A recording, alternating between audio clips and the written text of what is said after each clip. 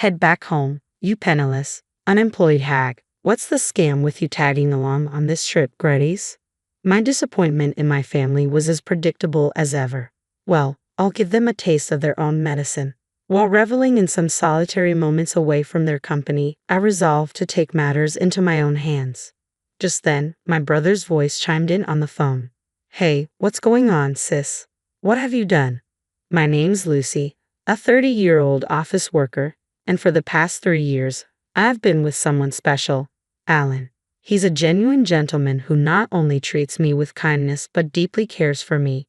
We first crossed paths in college. He was my senior, and I often turned to him for advice on work or personal matters. He always listened intently and offered wise counsel. As we transitioned into the working world, we kept in touch, meeting regularly. Then, one day, he confessed his feelings and we embarked on a relationship. Since then, our journey together has been blissful, filled with shared moments and dreams of a future together. Then came the day when Alan popped the question, Lucy, I want to spend the rest of my life by your side. Will you marry me? Yes, we both agreed, and the decision to tie the knot was made. Swiftly, we shared the news with our families. Nice to meet you, I'm Lucy. I introduced myself warmly. Oh, so we finally meet. Alan has talked a lot about you, his mother exclaimed with a smile. You're just as lovely as he described, I replied, feeling the hint of shyness. Don't sell yourself short. Come on in, make yourself at home, she insisted kindly. Thank you, I said gratefully. Alan had lost his father a few years back, leaving only his mother in the family home. I was anxious about meeting her, but she greeted me with open arms. Over tea and snacks, we engaged in a delightful conversation, easing any worries I had about fitting into the family. Lucy, you're truly a remarkable person. I couldn't be happier that you'll be joining Alan as his wife, my mother-in-law to be praised, her kind words catching me off guard and leaving me slightly flustered. I'm eagerly anticipating your wedding. Take care, Mom. Thank you for today, I replied, bidding her farewell. As our meeting concluded on a positive note, a sense of relief washed over me. However, the thought of introducing Alan to my own family immediately dampened my spirits. The truth is, I've never been particularly fond of my own family. The root of this issue stems from the way my parents treated me throughout my childhood. Both of them were star athletes. Mom excelled in track and field, while Dad dominated the soccer field. Their athletic prowess earned them scholarships to college, and naturally, they expected the same level of athletic achievement from their children. Unfortunately, I didn't possess the same athletic talents they did. Despite their efforts to nurture my sporting abilities by enrolling me in various activities like basketball, swimming, table tennis, and even figure skating, I remained average at best. It was evident that my parents were disappointed by my lack of athletic prowess. Then came the arrival of my younger brother Kyle. With aspirations of having a son, my parents eagerly enrolled him in sports as well. It turned out that Kyle had a natural talent for soccer. When the local youth coach praised his abilities, my parents were overjoyed and redirected all their attention towards him. Kyle is truly exceptional. He's something truly special, they would gush, their words implying my inadequacy. It seemed as though it was nothing more than a disappointment in their eyes. They lavished Kyle with attention and neglected me, even as I progressed through middle and high school. While I dedicated myself to my studies and excelled academically, they dismissed my achievements, claiming that academic success held no real value. When I expressed my desire to attend college, they brushed it off, citing financial constraints, so I relied on scholarships to pursue higher education. Meanwhile, Kyle continued to thrive in soccer, earning himself a scholarship to high school. My parents couldn't contain their excitement. He's destined for greatness. We'll do anything for Kyle. Growing up in the shadow of such adoration, Kyle began to look down on me. Lucy, you're such a failure and a curse. Even Mom and Dad can't stand you. If you weren't around, they could invest all their resources in me. You're just dragging us down. Kyle's hurtful words were a regular occurrence, and my parents never intervened to correct him. You truly are a burden. Spending money on you is just a waste, echoed their sentiment, further crushing my already fragile self-esteem. Despite managing to secure admission to a decent college and landing a job at a reputable company, my sense of worth remained battered, perpetually overshadowed by Kyle's accomplishments. He effortlessly earned yet another soccer scholarship for college, and my parents beamed with pride. Meanwhile, I was struggling to make ends meet. burdened by student loan debt. While Kyle continued to bask in the warmth of parental affection, living at home, pursuing his education, and indulging in soccer, the road to professional success proved arduous. Eventually, Kyle's dreams of going pro fizzled out, and he had to settle for a regular job. Yet my parents remained steadfast in their pride, and Kyle continued to enjoy the comforts of home, content in his own bubble. Every Christmas, when our extended family gathered, my parents insisted on my presence.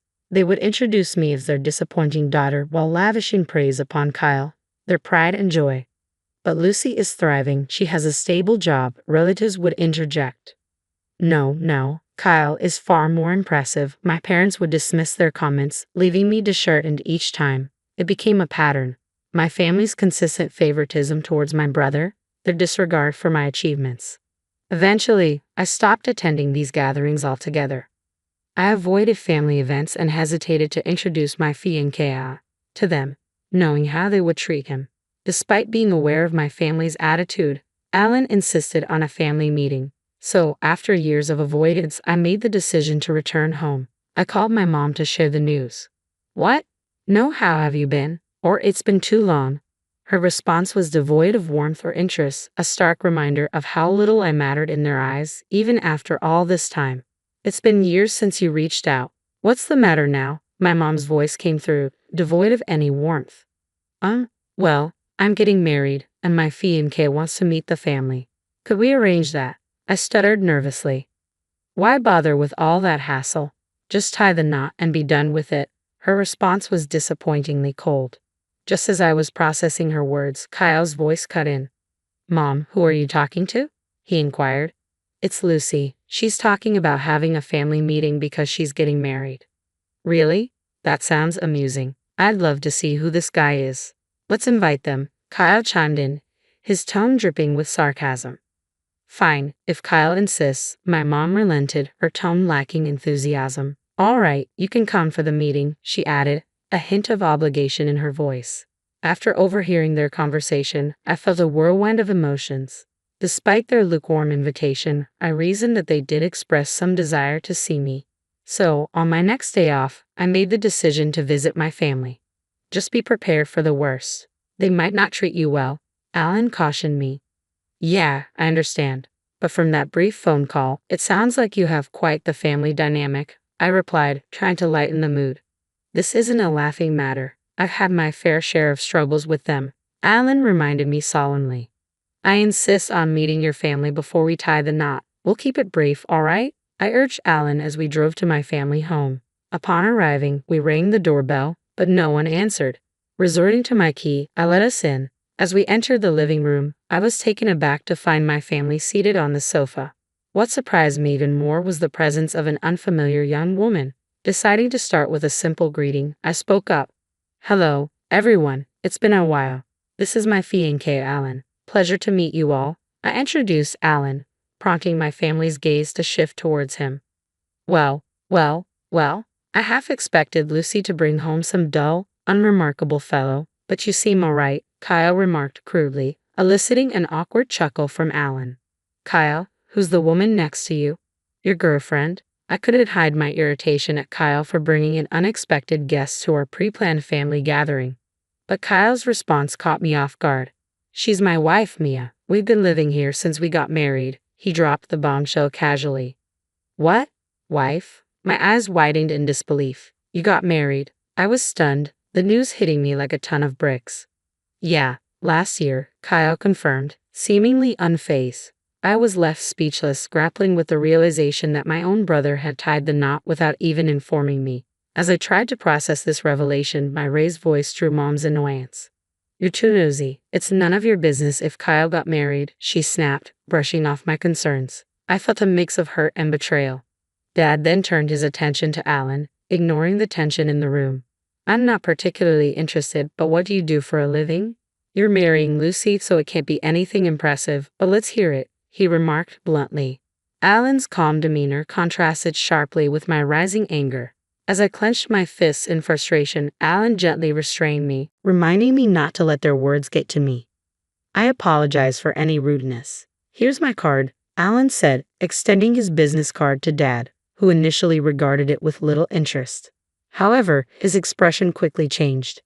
"You're a lawyer," Dad exclaimed, his eyes widening in surprise. Mom, Kyle, and Maya shared in the astonishment. "Wow, that's impressive. Elizabeth, prepare some tea for our guests, would you?" "I'll handle it," Dad declared, suddenly hospitable. "A real lawyer, how fascinating," he mused as the atmosphere in the room shifted. Alan couldn't help but be taken aback by the sudden change in attitude. "I never would have guessed Lucy's fiancé was a lawyer," Kyle remarked, echoing the sentiment shared by the others. "Does that mean you make a lot of money? Maybe you can buy me a designer bag for my birthday," Maya chimed in, her audacity leaving me speechless. It was astonishing that she would make such requests to Alan upon their first meeting. Nevertheless, Alan responded with a wry smile, handling the situation with grace. "Alan, you really shouldn't be saying such things to my fiancé, especially on our first meeting," Alan responded with a wry smile, addressing me as bold comments.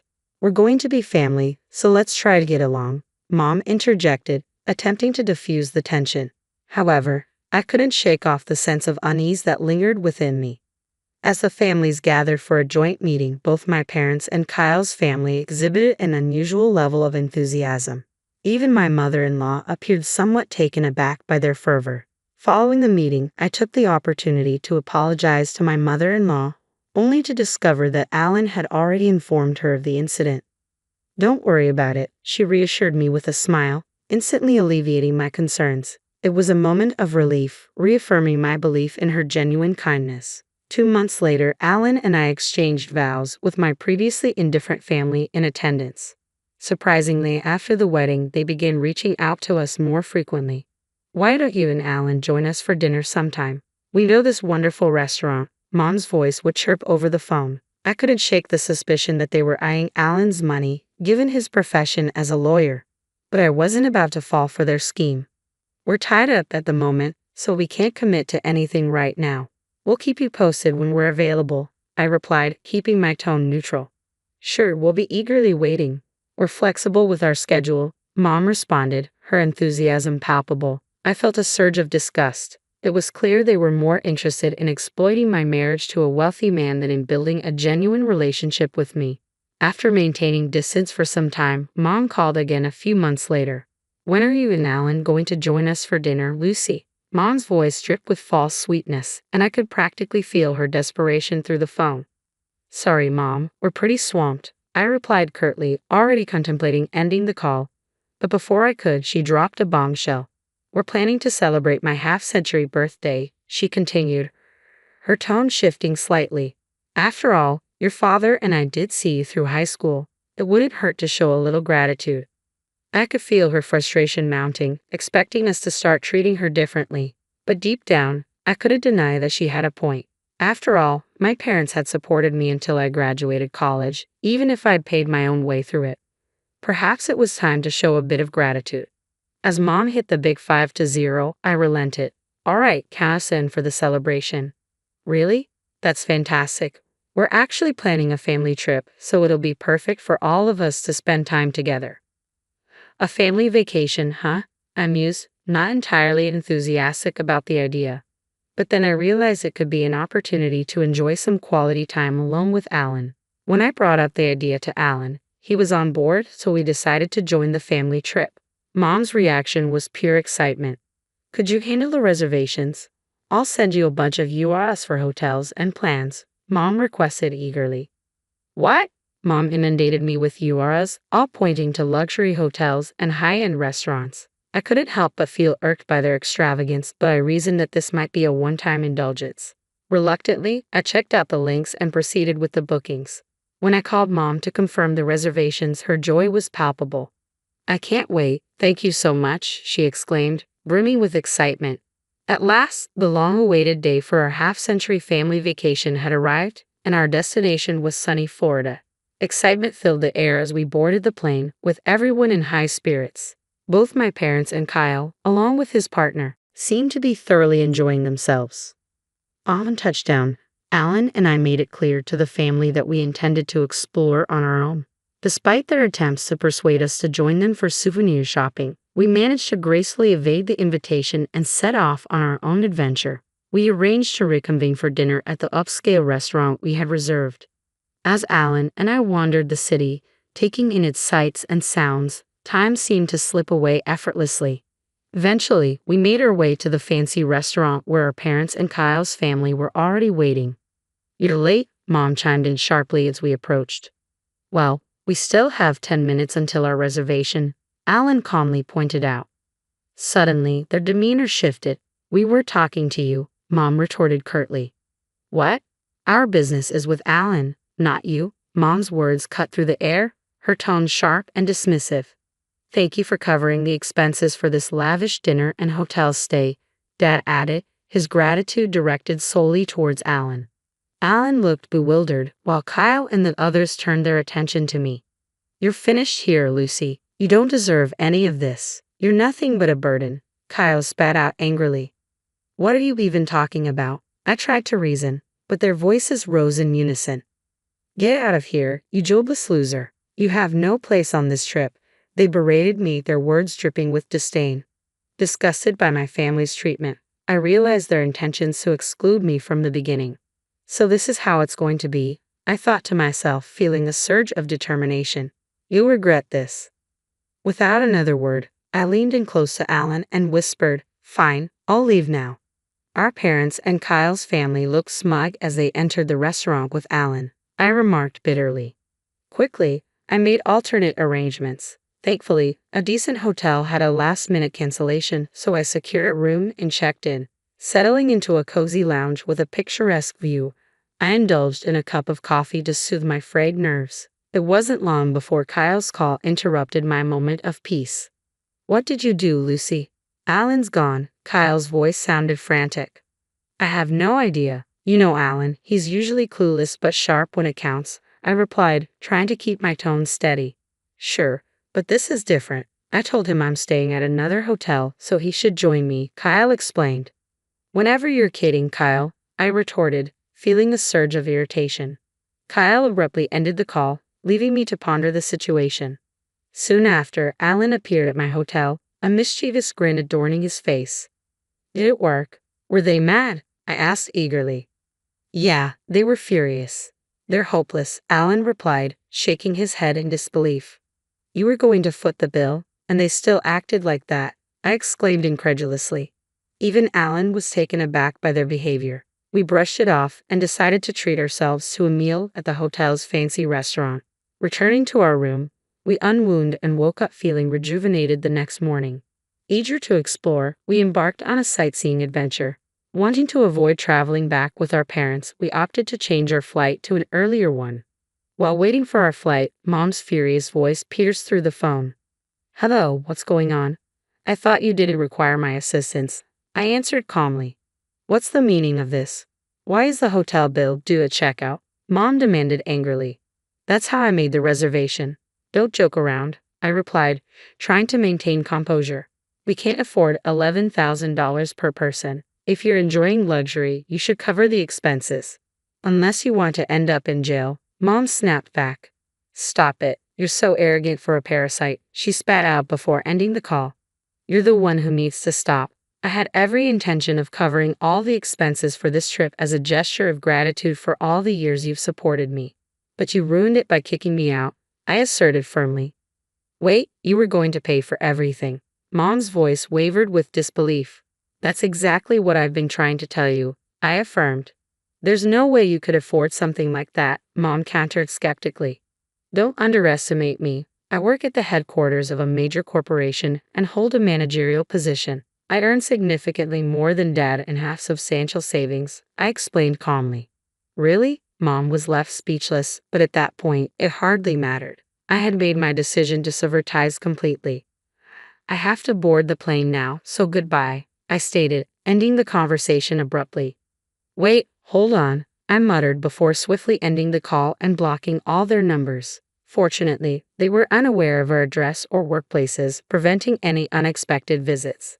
However, my Nave family made a reckless move by storming the law firm listed on Alan's business card.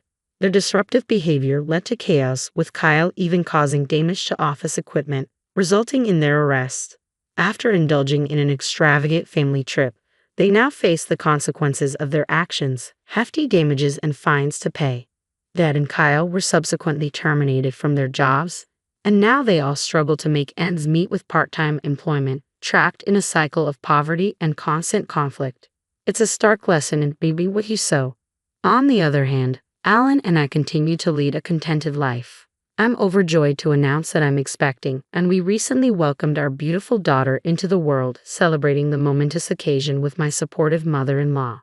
Moving forward, I intend to cherish my true family, Alan, my mother-in-law, and our daughter, and embrace a life filled with happiness and fulfillment. The crystal stemwork clinked as my future mother-in-law raised her glass, her perfectly manicured fingers wrapped around the base like talons.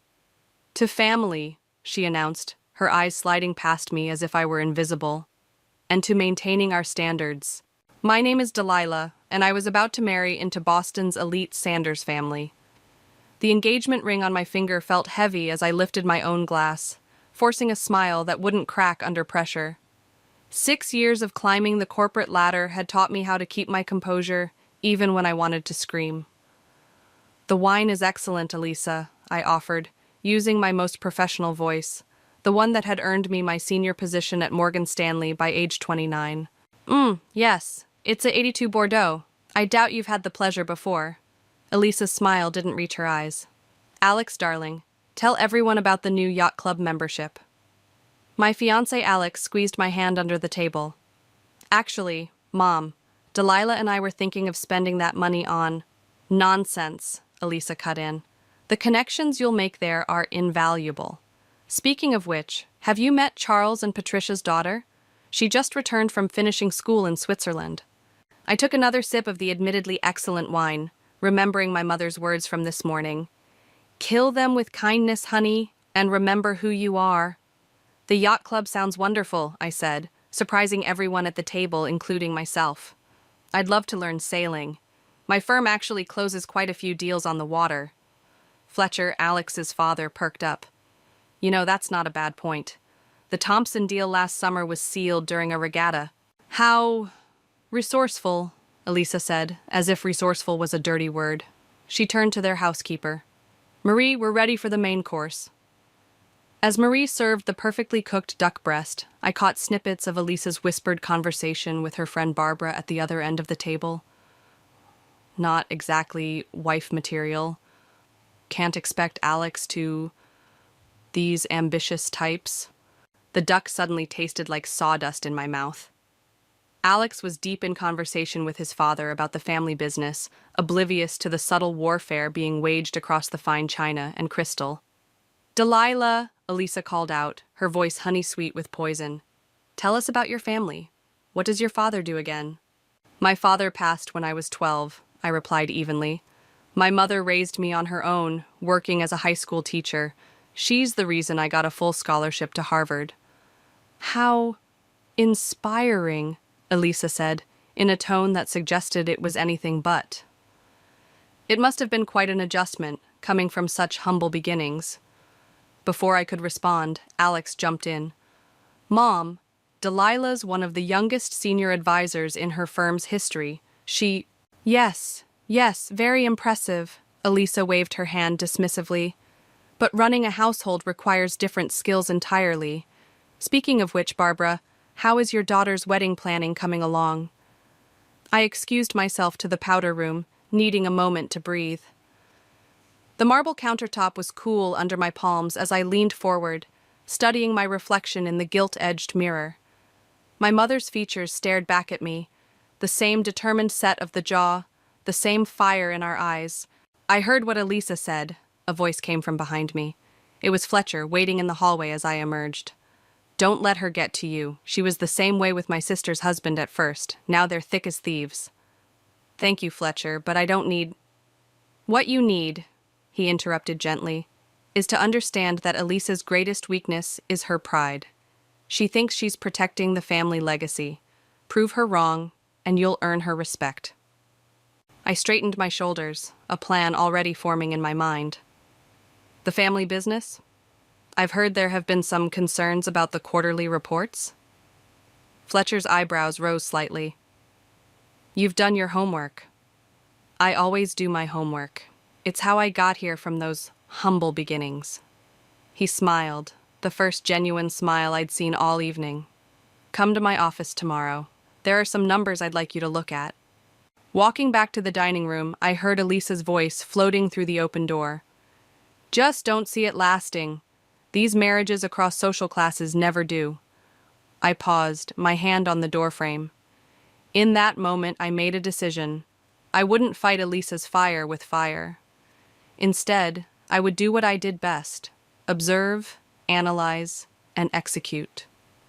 By the time I was done, she would have no choice but to acknowledge my worth. Everything okay?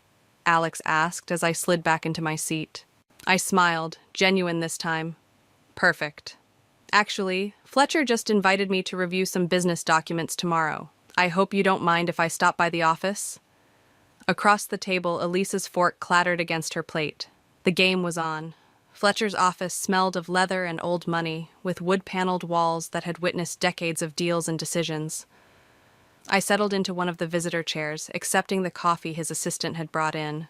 These are the last 4 quarterly reports, Fletcher said, spreading folders across his mahogany desk.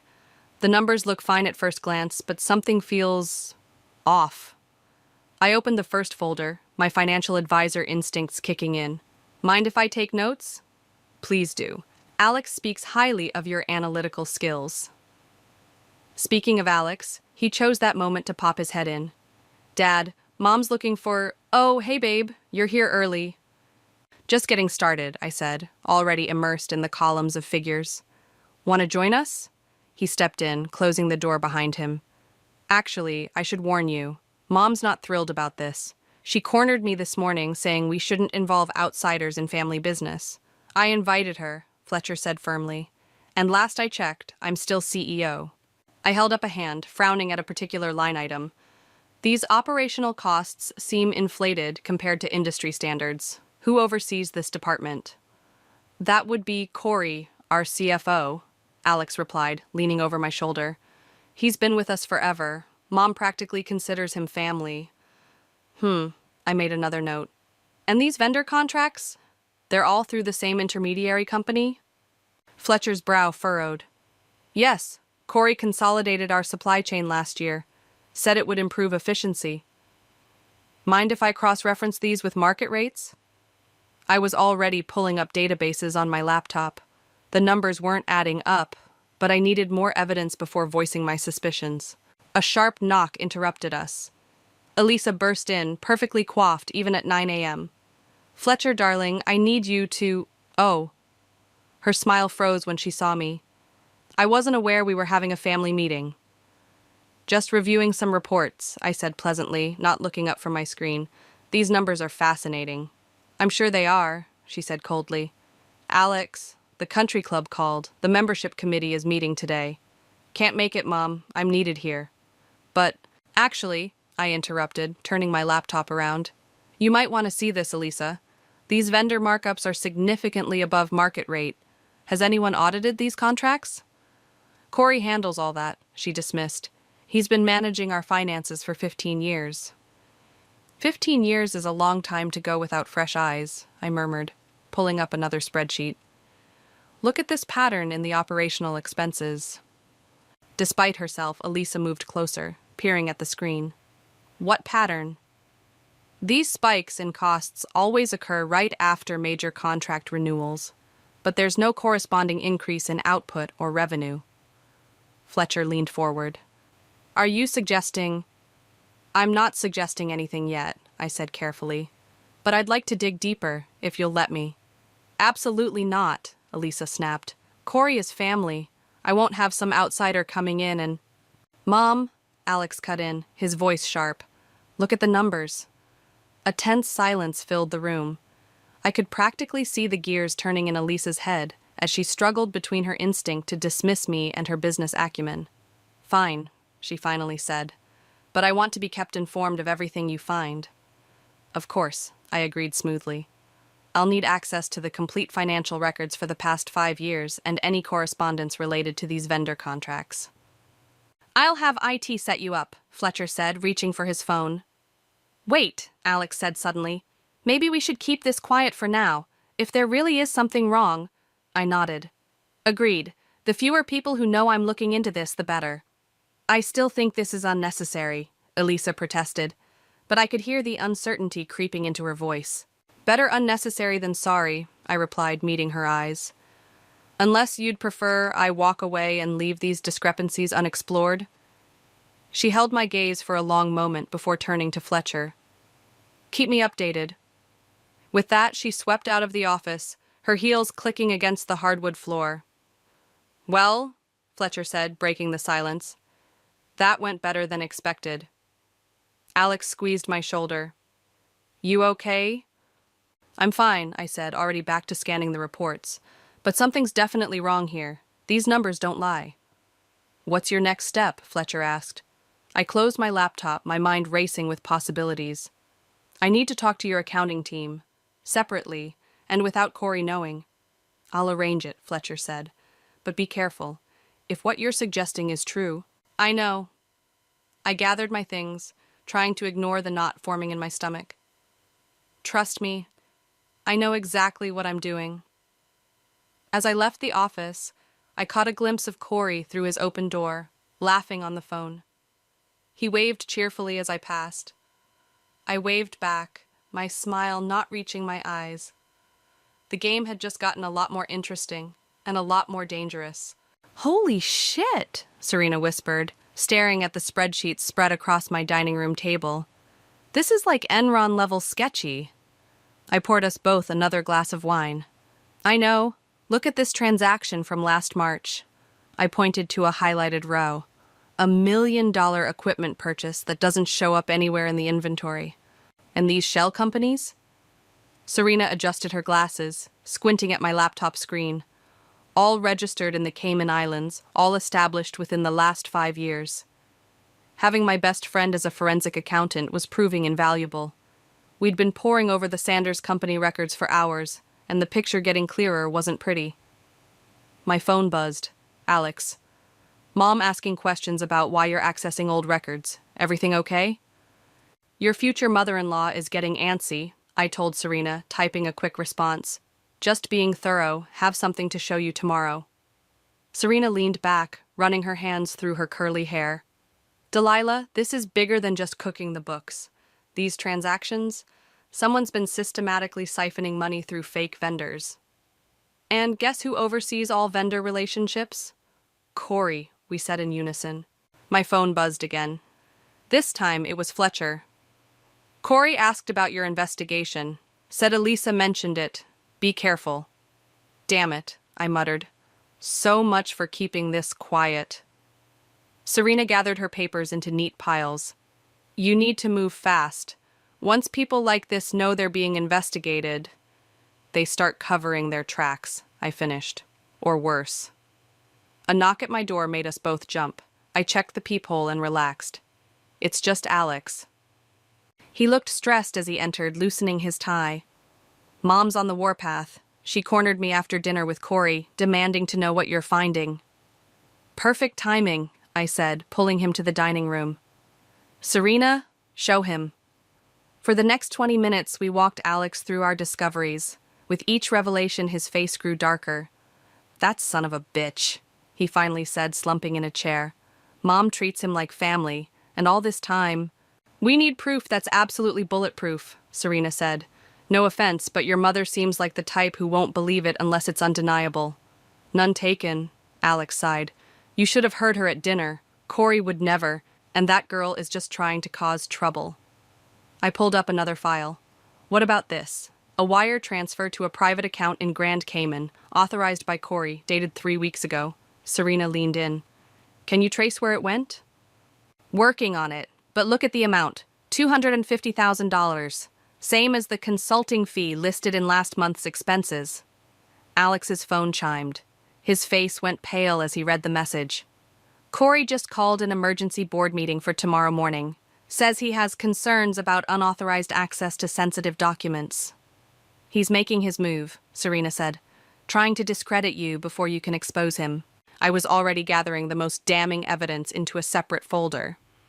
Then we move now. Alex, call your father. Get him to your house. Serena, can you put together a quick presentation of what we found? On it, she said, fingers flying over her keyboard. Give me 30 minutes. What's your plan? Alex asked. We confront them tonight, all of them, before Corey can spin this his way. An hour later, we were pulling up to the Sanders mansion. Fletcher's car was already there, along with Elisa's Mercedes, and, my stomach tightened, Corey's BMW. Ready? Alex squeezed my hand. I grabbed my laptop and the folder of evidence. As I'll ever be. We found them in the living room. Elisa was pacing.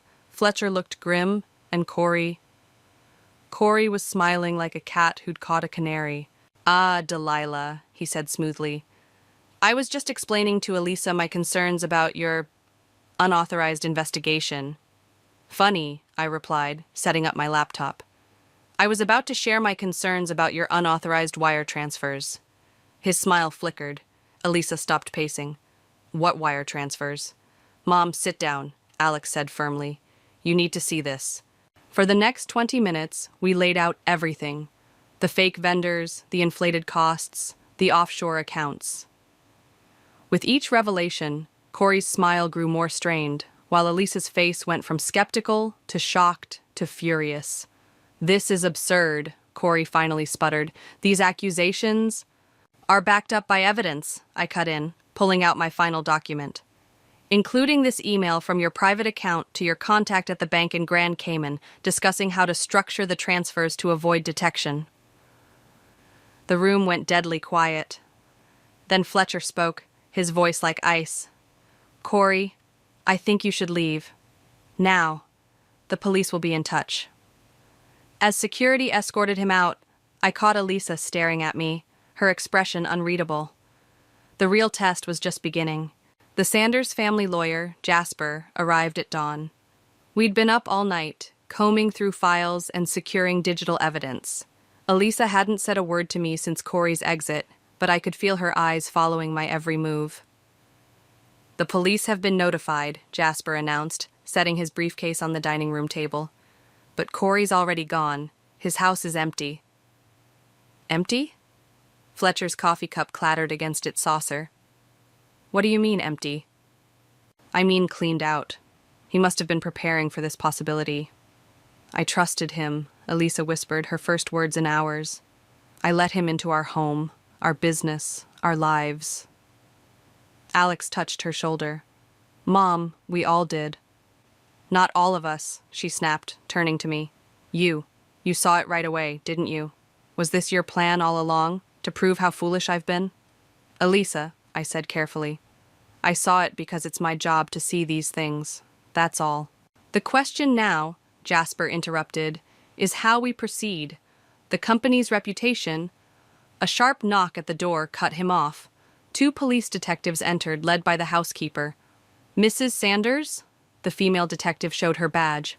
I'm Detective Roberts. We need to ask you some questions about Corey Holmes. What followed was 3 hours of detailed questioning. I watched Elisa's composure crack as she realized the full extent of Corey's betrayal. Each transaction we uncovered, each lie we exposed, seemed to age her years. And you discovered all this? Detective Roberts asked me. Initial discrepancies, I corrected. My friend Serena helped confirm the pattern.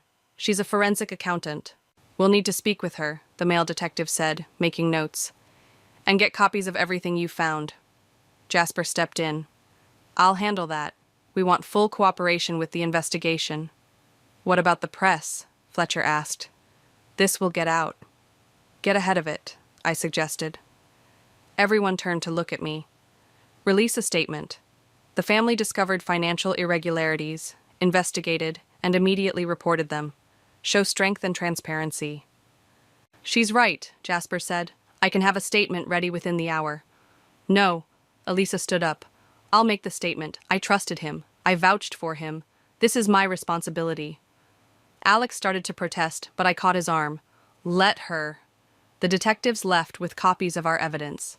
Jasper retreated to the study to draft documents. Fletcher went to call an emergency board meeting.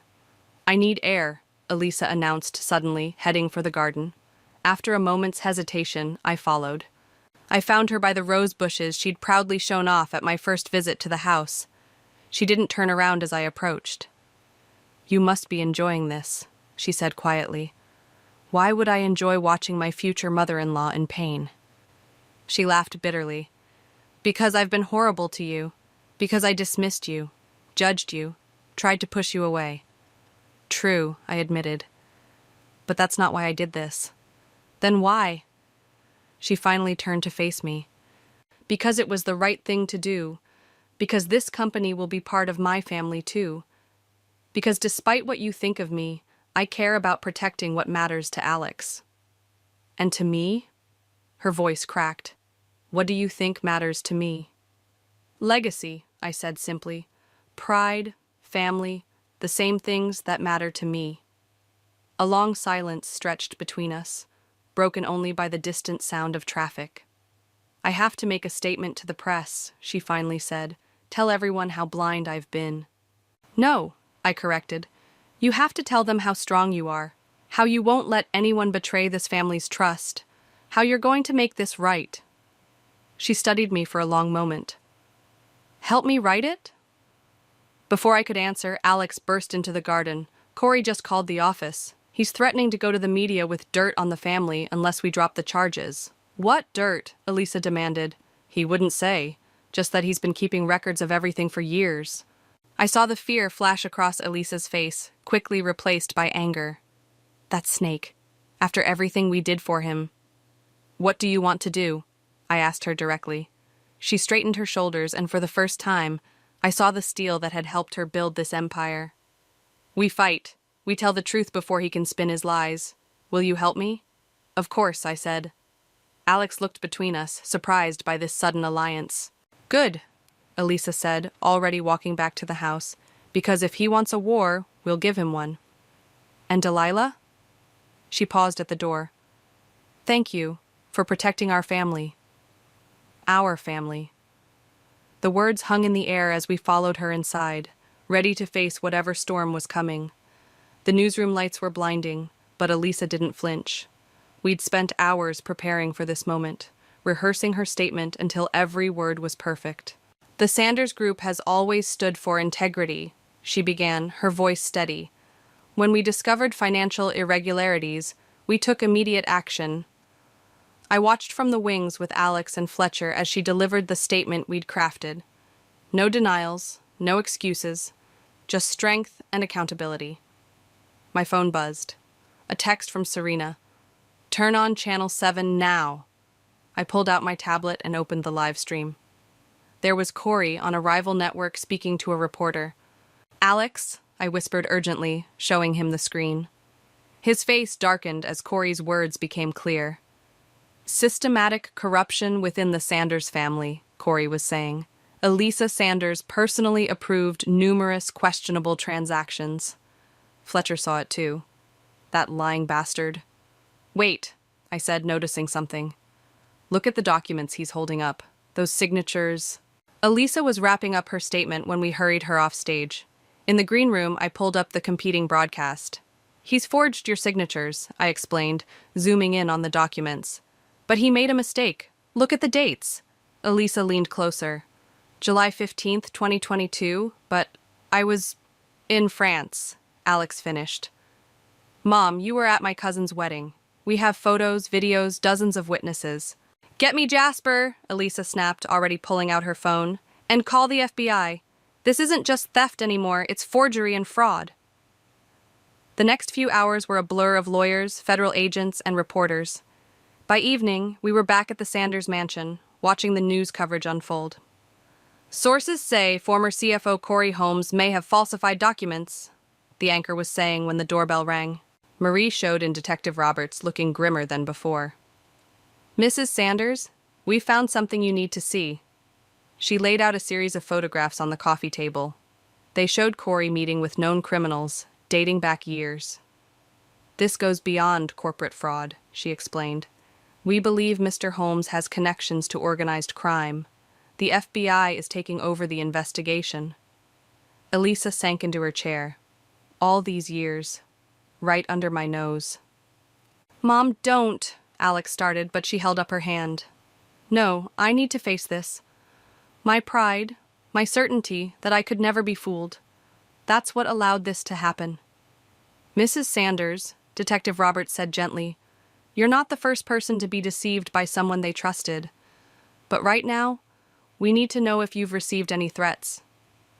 As if on cue, Elisa's phone chimed.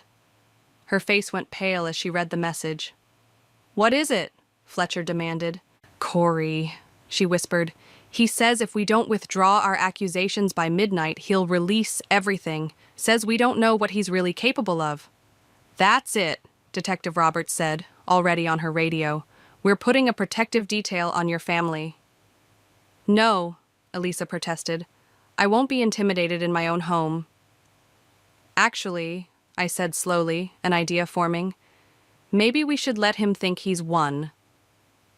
Everyone turned to look at me. What do you mean? Alex asked. He's desperate, making mistakes. If he thinks we're backing down, he might get careless, Detective Roberts finished, nodding. It could work. Absolutely not, Fletcher argued. It's too dangerous. More dangerous than waiting for him to make good on his threats? I countered. We need to end this now. Elisa stood up suddenly. She's right, and I know exactly how to do it. She turned to Detective Roberts. Can you get a message to him through back channels? Make him think I'm willing to negotiate? Mom, no, Alex protested. Yes, she said firmly. I let him into this family. I'll be the one to take him down. The detective made some calls while we worked out the details. By midnight, the trap was set. The message has been delivered, Detective Roberts confirmed. He thinks you're willing to meet tomorrow to discuss terms. And the FBI team is ready? I asked. She nodded. They'll be in position before dawn. As the detective left to brief her team, Elisa caught my arm. Why are you doing this? After how I treated you. Because that's what family does, I said simply. We protect each other. She studied me for a long moment. I was wrong about you. About a lot of things. Save the apologies for after we catch him, I said, managing a smile. Right now, we need to prepare for tomorrow. Tomorrow, she agreed, her voice hardening, when Corey learns what happens when you threaten the Sanders family. Looking at her then, I finally understood where Alex got his strength, and for the first time, I felt truly proud to be joining this family. The old boathouse creaked in the pre-dawn breeze. I adjusted my earpiece, trying to look casual as I pretended to check my phone. The FBI team had wired both Elisa and me, with agents positioned around the marina. Target approaching from the south entrance, a voice crackled in my ear. Remember, I whispered to Elisa, keep him talking. We need a confession. She nodded, her hands clasped tightly in her lap. We'd chosen this location carefully, public enough to be safe, private enough for Corey to feel comfortable talking. The door opened, and there he was. Corey looked different now, unshaven, wearing wrinkled clothes, his usual polished appearance gone. But his smile was the same, dripping with false warmth. Elisa, he said smoothly.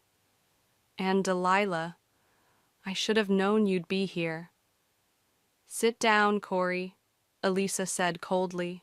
He pulled up a chair, setting his briefcase on the table between us. I assume you've considered my offer? You mean your threat? I couldn't keep the edge from my voice. Now, he chided. I prefer to think of it as mutual protection. I keep certain information private. You drop the charges. Simple. Elisa leaned forward. What information, Corey? What could you possibly have? Oh, come now. He opened his briefcase, pulling out a folder.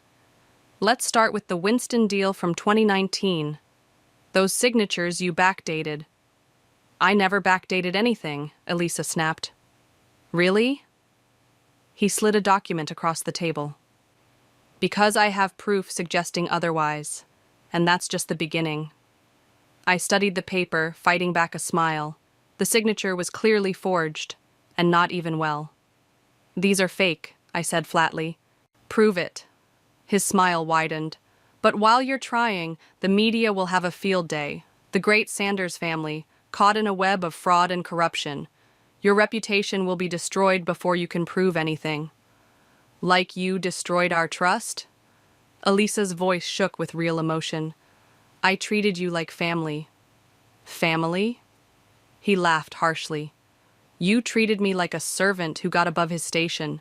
For 15 years, I watched you live in luxury while I did all the real work. So you decided to steal from us? I decided to take what I deserved. His composure cracked. Do you know how easy it was? Setting up those shell companies, inflating those contracts? You never even looked closely at the numbers. Your precious family pride made you blind. I pressed the button on my phone, stopping the recording. Thank you, Corey. That was exactly what we needed. His face went pale as FBI agents emerged from their hiding spots. You set me up? No, Elisa said, standing as an agent moved to cuff him. You set yourself up. Every theft, every lie, every betrayal, those were your choices. You'll regret this, he snarled. When the media hears... What? I interrupted. Your lies about Elisa? We've already proven the forgeries. Or maybe about your connections to organized crime. The FBI is very interested in those. His face went from pale to ashen. How did you... Like I said, Elisa's voice was steel. You betrayed family. Did you really think we wouldn't fight back? As the agents led him away, I heard him shout, This isn't over! Actually, Detective Roberts said, approaching us, it is. We found his laptop at a storage unit. Everything's there, records of the theft, the forged documents, even emails to his criminal contacts. He's looking at serious time. Elisa sagged slightly, and I caught her arm. Let's get you home. The drive back to the mansion was quiet. Fletcher and Alex were waiting in the driveway, along with Jasper. It's done, I told them as we got out of the car. We got his confession on tape. Alex hugged me tight, then his mother. Are you okay? No, Elisa admitted. But I will be. She turned to Jasper. What's next? The FBI will handle the criminal case, he explained. We need to focus on damage control and recovering the stolen funds. I can help with that, I offered. I know where to look now that we have access to his records. Elisa touched my arm. You've done more than enough. This mess. I created it with my pride and my refusal to see what was right in front of me. It's time I fixed it myself. We'll fix it together, Fletcher said firmly. As a family. Speaking of family, Alex said, taking my hand, maybe now we can focus on happier things, like a wedding? I looked at Elisa, waiting for her reaction. To my surprise, she smiled, a real warm smile that reached her eyes. Yes, she said softly. I think it's time we celebrated adding a new member to our family, if she'll still have us after all this drama. Are you kidding? I laughed. After this, I know exactly what I'm getting into, and I wouldn't have it any other way. The morning sun broke through the clouds, casting long shadows across the driveway. Sometimes, I realized, the strongest families are forged in fire. And sometimes, the best revenge isn't revenge at all. It's proving yourself worthy of the very people who doubted you. The boardroom buzzed with tension as we prepared for the emergency shareholders meeting. 2 weeks had passed since Corey's arrest, and now came the hard part, facing the consequences. Ready? Alex squeezed my hand under the table. Before I could answer, the doors opened and people began filing in. I recognized most of them, major shareholders, board members, family friends. Their expressions ranged from concern to openly hostile. Elisa stood at the head of the table, every inch the commanding presence she'd always been. Thank you all for coming on such short notice. As if we had a choice, someone muttered from the back. The company's stock has dropped 15%, another voice called out. We deserve answers. Elisa raised her hand for silence. You'll get them. But first, I'd like to introduce someone. She gestured to me. Delilah Jensen, my future daughter-in-law, who uncovered the fraud that threatened this company. All eyes turned to me. I stood, smoothing my skirt. What I found wasn't just fraud. It was a systematic attempt to hollow out this company from within. And where were the controls that should have prevented this? An older board member demanded. Where was the oversight? That responsibility was mine, Elisa said firmly. I trusted the wrong person. But now, we're going to show you exactly how we're making it right. I clicked my laptop, and the presentation Serena and I had prepared filled the screen behind us. The FBI has already frozen most of the stolen assets. We've traced approximately 80% of the funds. And the other 20%, someone asked? Is why I'm here, a new voice said. Jasper walked in, carrying a stack of documents. We've filed civil suits against all the shell companies involved. The recovery process is already underway.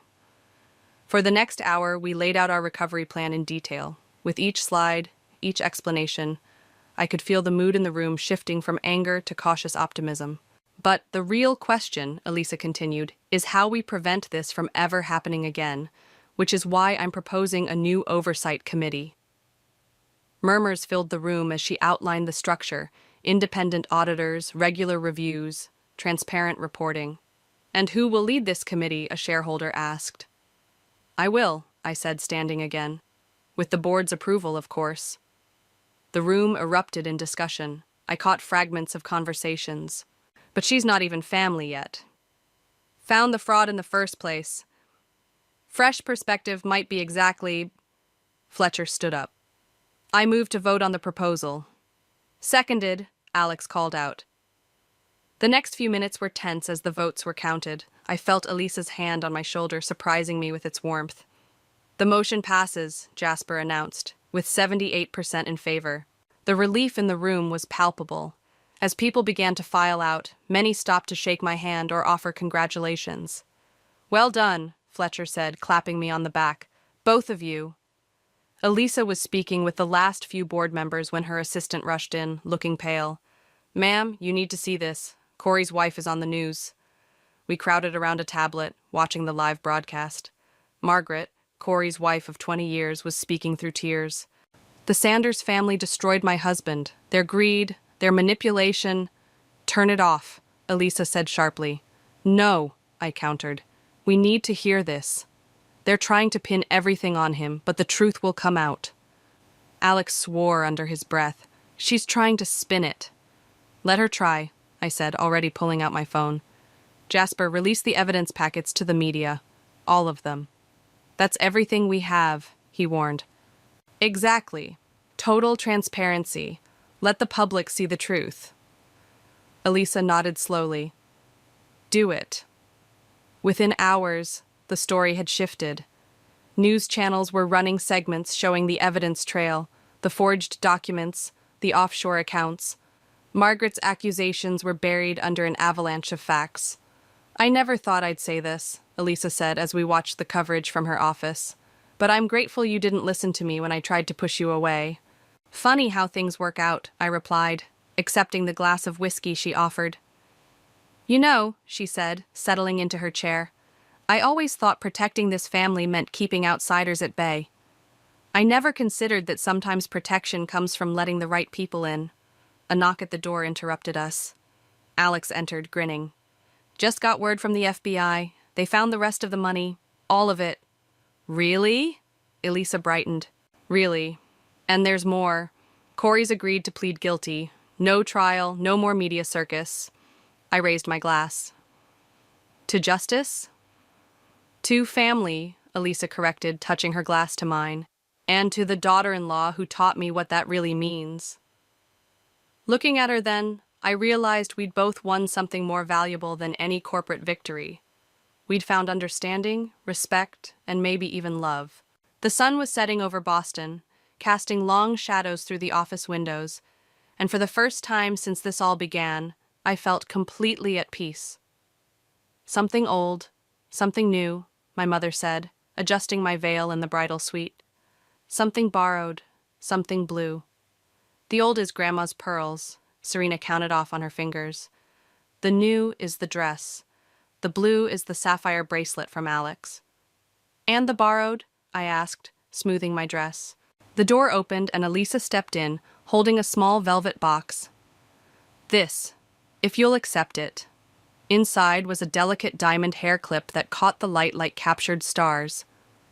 It was my mother's, she explained. She wore it at my wedding, and I wore it at mine. My throat tightened as she carefully pinned it into my hair. Through the mirror, I could see my mother watching with tears in her eyes. "Perfect," Elisa said softly. "Now you truly look like a Sanders woman." A knock at the door interrupted the moment. Fletcher poked his head in. "They're ready for you, and there's something you should see first." We followed him to a window overlooking the church entrance. A small group of reporters had gathered, held back by security. "Is that—" I squinted at a familiar face. "Margaret," Elisa confirmed grimly. "Corey's wife. Still trying to cause trouble, even today." I turned to face my future mother-in-law. "What do you want to do?" She straightened my veil, a determined glint in her eye. "We're going to walk out there with our heads high. Let them see what real family loyalty looks like." The ceremony passed in a blur of emotions and promises. When Alex kissed me, the church erupted in applause. But the real test waited outside. As we emerged into the sunlight, Margaret stepped forward, a reporter at her side. "Mrs. Sanders," the reporter called out, "any comment on the allegations that your family—" "Actually," I interrupted, "I have a comment." Alex squeezed my hand as I continued. "Today isn't about the past.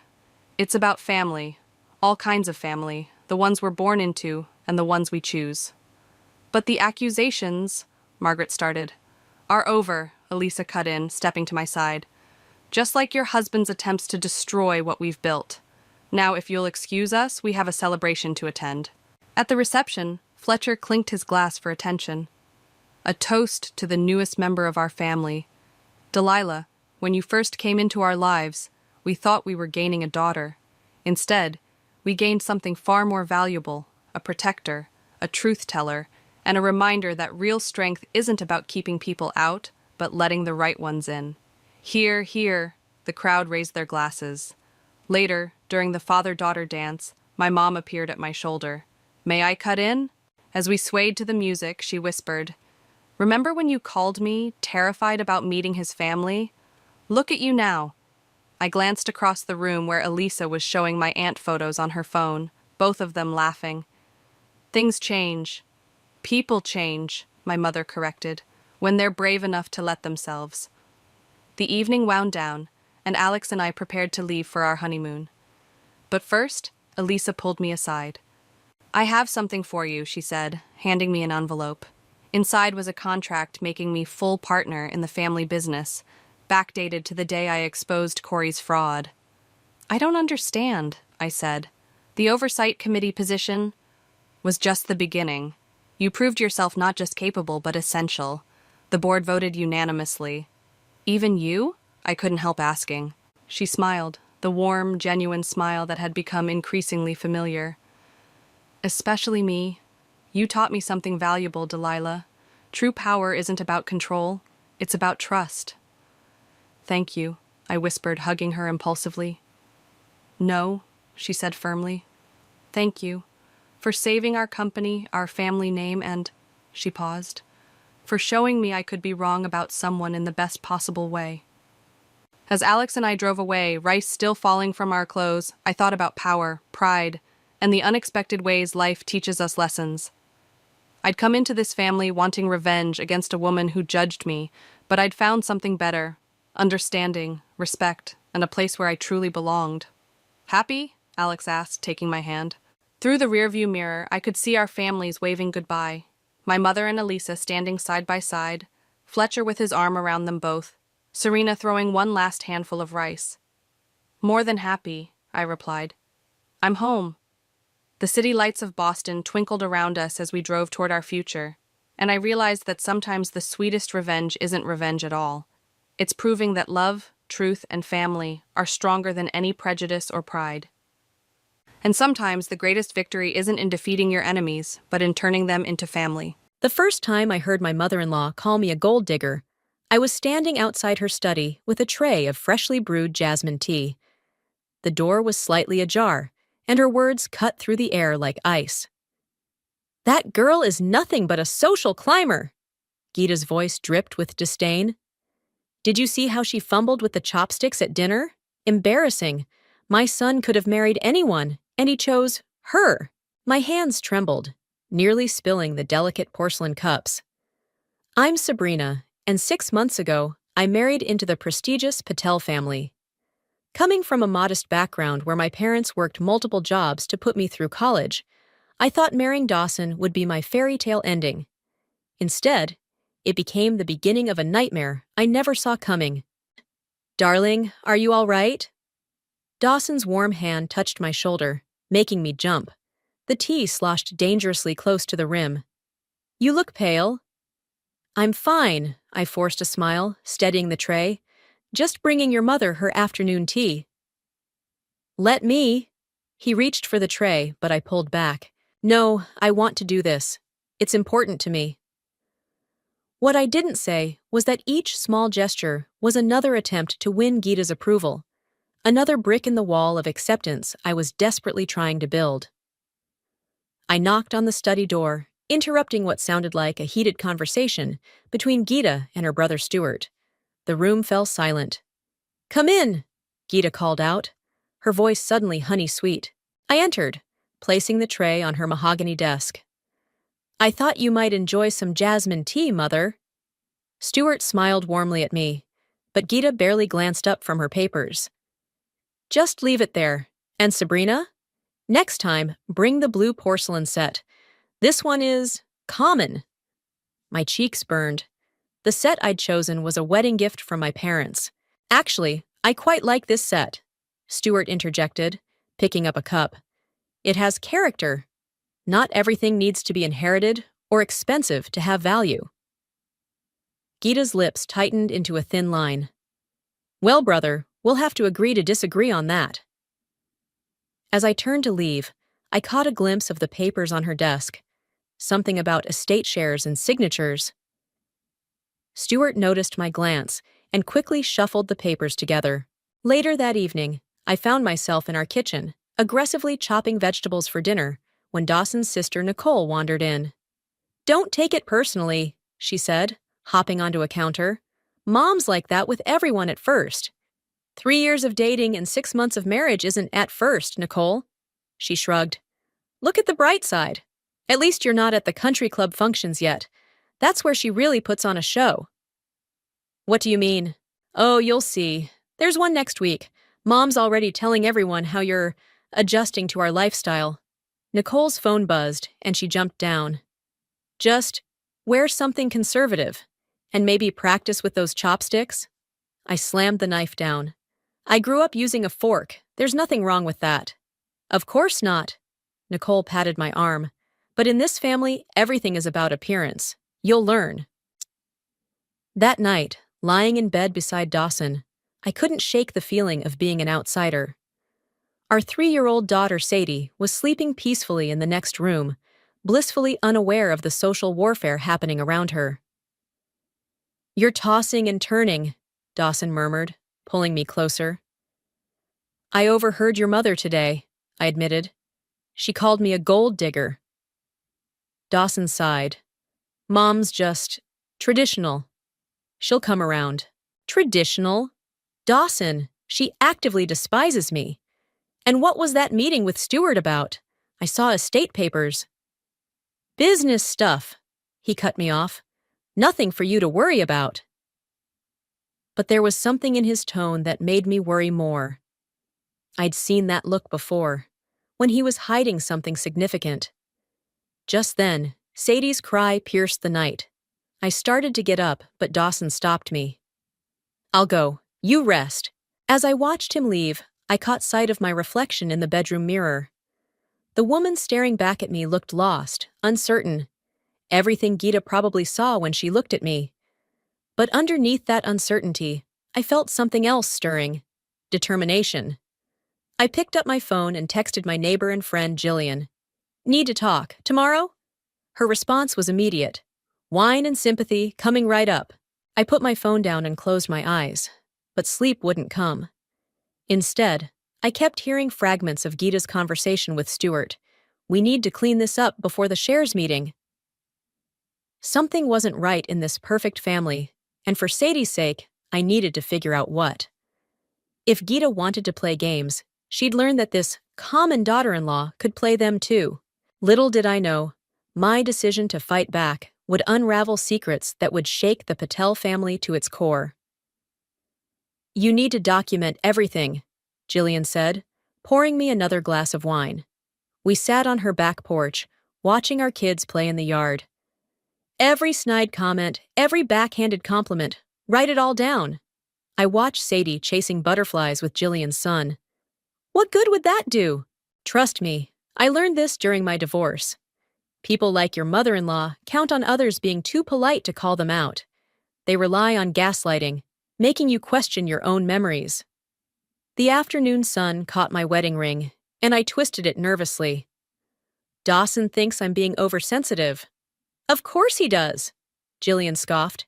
He grew up with her manipulation. It's normal to him. A shriek of laughter drew our attention. Sadie had fallen, but before I could move, she bounced right back up, giggling. She's so resilient, Jillian observed, like her mother should be. My phone buzzed. A text from Nicole. Emergency family dinner tonight. Mom's insisting. Wear the blue dress she gave you. I groaned. Speaking of manipulation, what now? Surprise family dinner. Probably another opportunity for Gita to showcase how unsuitable I am. Jillian's eyes narrowed. You mentioned estate papers yesterday. Could it be about that? Maybe. But whenever I ask Dawson about family business, he changes the subject. That's not right. Jillian set down her glass. You're his wife, not some outsider. Later that evening, dressed in Gita's chosen blue dress, I entered the dining room to find Stuart already there, deep in conversation with Gita. The paperwork needs to be perfect, he was saying. One mistake and... They fell silent as I approached. Gita's eyes swept over me. At least the dress looks appropriate, though your hair could use some work. I think she looks lovely. Zara, Dawson's cousin, walked in behind me. She squeezed my arm supportively. The natural look suits her. Dinner was a masterclass in subtle warfare. Gita had prepared all of Dawson's favorite traditional dishes, none of which I could properly pronounce.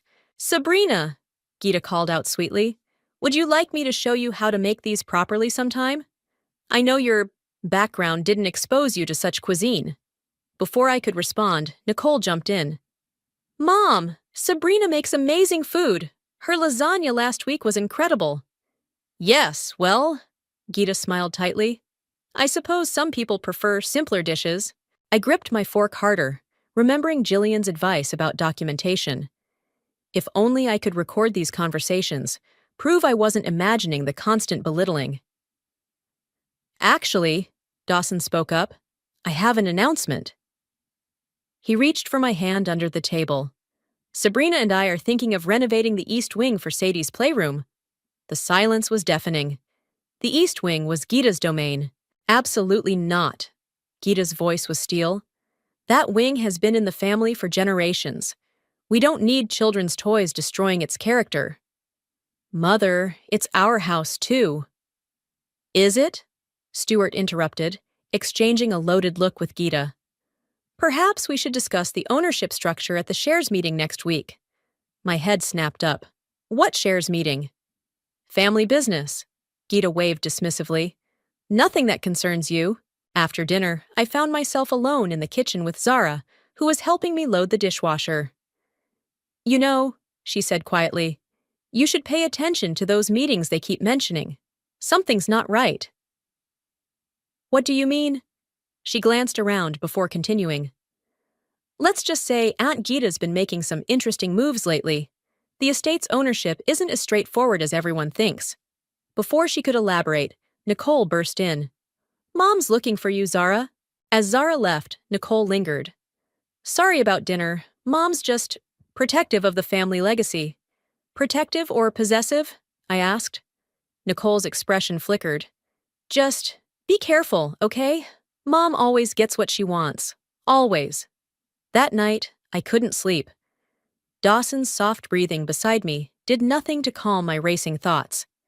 I picked up my phone and started typing. Day 1 of documentation. Called my cooking simple. Dismissed my right to house decisions. Secret shares meeting planned. Something about estate ownership.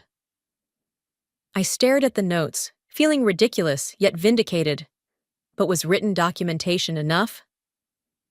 As if answering my question, muffled voices drifted up from Gita's study below our bedroom. The transfer must happen before they realize, Gita was saying. Once the papers are signed. I pressed my ear to the floor, straining to hear more, but the voices became too faint. That's when it hit me. Documentation needed to be more than just my word against hers. I needed proof, real, undeniable evidence of what was happening behind closed doors. I opened my laptop and typed, "hidden audio recorders." As the search results loaded, my hands shook slightly. This was crossing a line, but hadn't Gita crossed several already? For Sadie's future, for my sanity, for the truth. I needed to know what was really going on in this house. And I knew exactly how to find out. The tiny microphone felt heavy in my palm as I stood in Gita's study at 6 a.m., my heart pounding. Everyone was still asleep, the perfect time to plant the first device. I'd ordered 3 professional-grade audio recorders, small enough to hide, but powerful enough to capture clear sound. Just breathe, I whispered to myself, securing the first microphone behind a heavy curtain. The morning sun was barely peeking through the windows as I carefully arranged the fabric to conceal it. I'd chosen my locations strategically: the study, the formal dining room, and the living room, Gita's favorite spots for private conversations. Each recorder connected to an app on my phone, allowing me to listen in real time or play back recordings later. The house creaked, and I froze. Footsteps. "Sabrina?" Dawson's voice called from upstairs. "Where are you?" I rushed out of the study, nearly colliding with Nicole in the hallway. "What are you doing up so early?" she asked, eyeing me suspiciously. "Couldn't sleep. Thought I'd get some water." The lie came easily, too easily. Back in our bedroom, Dawson was getting dressed for work. "Everything okay? You've been acting strange lately." "I'm fine," I smiled, but my phone felt like it was burning in my pocket. Just adjusting to everything. The first recording came through around noon. I was in the garden with Sadie when my phone buzzed. Gita's voice, crystal clear. "Stewart, the paperwork is ready. Once I secure majority control at the meeting, we can proceed with the sale." "And Dawson?" Stewart's voice was cautious. "My son is too trusting. He won't question it until it's too late." My hands shook as I listened. "Sale? What sale?" "Mom!" Sadie's voice snapped me back to reality. "Look at the butterfly." That evening, I sat in our bedroom, headphones in, listening to the day's recordings. Most were mundane. Household staff discussions, phone calls about charity events. Then, "Nicole, dear," Gita's voice crackled through. "Have you considered what we discussed?" "Mom, I can't spy on Sabrina for you. She's family now." "Family," Gita scoffed. "She's an obstacle, one we need to remove before she ruins everything we've built." The bedroom door opened suddenly. I yanked out my earbuds as Dawson walked in. "What are you listening to?" he asked. "Just music." He sat beside me on the bed. "Sabrina, what's really going on? You've been distant, secretive." I stared at my phone, guilt and anger warring inside me. "Do you trust me, Dawson?" "Of course I do." "Then why won't you tell me about the shares meeting? About the sale your mother's planning?" His face darkened. "How do you know about that?" Before I could respond, my phone buzzed with another recording notification. The sound played automatically through my earbuds, which lay between us on the bed. Gita's voice filled the silence.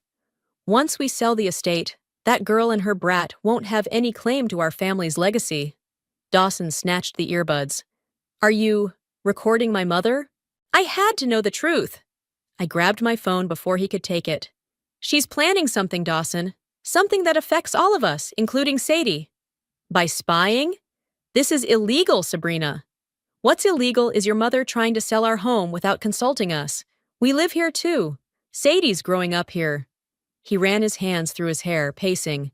"You don't understand. The estate. It's complicated." "Then explain it to me." I stood up, blocking his path. For once, treat me like a partner, not an outsider. A knock at the door made us both jump. Nicole stood there looking uncomfortable. Mom wants everyone in the living room, now. My blood ran cold. Had she discovered the microphones? But in the living room, Gita was all smiles. I've decided to host a pre-meeting dinner next week. All shareholders must attend. Her eyes locked onto mine. Family only, of course. I'm coming, I said firmly. Dear, she smiled sweetly, these matters are beyond your expertise. My wife attends. Dawson's voice was quiet but firm. Or I don't. The room fell silent. Gita's smile never wavered, but her eyes turned to ice. Very well. Do dress appropriately, Sabrina. Later that night, I lay awake, listening to the recordings again. Fragments of conversations painted a disturbing picture. Secret meetings, document transfers, plans for the estate's sale. But one recording stopped me cold. Everything's set, Stewart was saying. The buyers don't know about the tax issue or the property liens. Once they sign, perfect, Gita replied. And the offshore accounts are ready? I sat up in bed, my mind racing. This wasn't just about excluding me anymore. This was fraud. My phone lit up with a text from Zara. Need to talk. Tomorrow, alone. I know what they're planning. I glanced at Dawson's sleeping form and typed back, coffee shop on 5th, 10 a.m. The recordings were a weapon now, but I had to be careful how I used them. One wrong move, and I could lose everything. My marriage, my home, my daughter's future. But Gita had started this war, and I intended to finish it. The coffee shop was quiet when Zara slid into the seat across from me, her designer handbag hitting the table with a thud. Her usually perfect makeup couldn't hide the dark circles under her eyes. Before I tell you anything, she whispered, leaning forward, you need to know that coming to you could cost me everything. I pushed a coffee toward her. I have recordings, Zara, of Gita and Stewart discussing offshore accounts and hidden property liens. Her eyes widened. You've been bugging the house? That's actually brilliant. She took a shaky breath. But it's worse than you think. The estate isn't just being sold, it's being stripped. What do you mean? Aunt Gita's been siphoning money for years. The estate's practically bankrupt, but she's hidden it well. The sale is her exit strategy before everything collapses.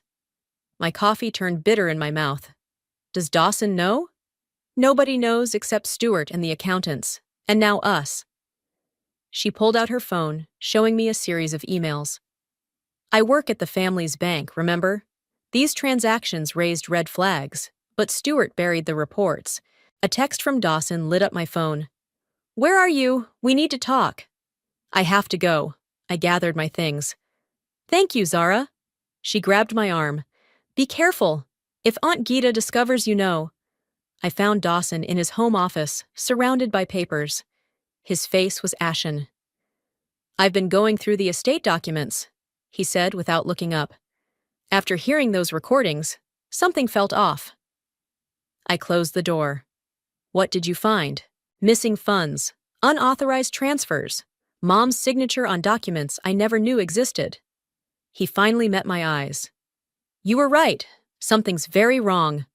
I pulled out my phone, hands trembling. There's more you need to hear. For the next hour, we listened to recording after recording. Gita's schemes unfolded like a twisted symphony. Plans to sell the estate to unsuspecting buyers, hidden accounts in tax havens, discussions of how to keep Dawson under control. I trusted her, Dawson's voice cracked. All these years. A knock interrupted us. Nicole poked her head in. Mom's looking for... Are you okay? Dawson quickly wiped his eyes. Fine. What does she want? She's called an emergency pre-meeting. Everyone's gathering in the study. My heart raced. The study, where my first microphone was hidden. In the study, Gita sat behind her massive desk, like a queen holding court. Stewart stood beside her, while other family members filled the chairs around the room. As you know, Gita began, the shares meeting is approaching, but recent events have forced us to accelerate our timeline. My phone buzzed in my pocket. The recorder was picking up everything. The estate requires modernization, she continued. We've found buyers willing to take on this burden, allowing us to preserve our family's legacy in other ways. What buyers? Dawson stood up. Why wasn't I consulted? Geeta's smile tightened. Darling, you've been so busy with your own family. Her eyes flicked to me. We didn't want to burden you. You mean you didn't want him to discover the truth? I said, my voice surprisingly steady. The room fell silent. Excuse me? Geeta's voice could have frozen fire. I pulled out my phone. Should we discuss the offshore accounts, or the hidden liens you're planning to dump on unsuspecting buyers? Stewart stepped forward. That's quite enough. No, Dawson cut in. Let her speak. I played the recording from earlier that week. Geeta's voice filled the room, discussing fraud and deception with clinical precision. The color drained from her face. You've been spying on me? In my own home? Our home, I corrected. The one you're trying to steal from your own son. Chaos erupted. Nicole gasped. Stewart started shouting about illegal recordings. But Dawson's voice cut through it all. Is it true, Mother? Geeta's mask cracked. For a moment, I saw fear in her eyes. Everything I did was for this family's preservation. By committing fraud? Dawson slammed his hands on her desk. By stealing from us? You don't understand the pressure, the expectations. The shares meeting is canceled, Dawson announced.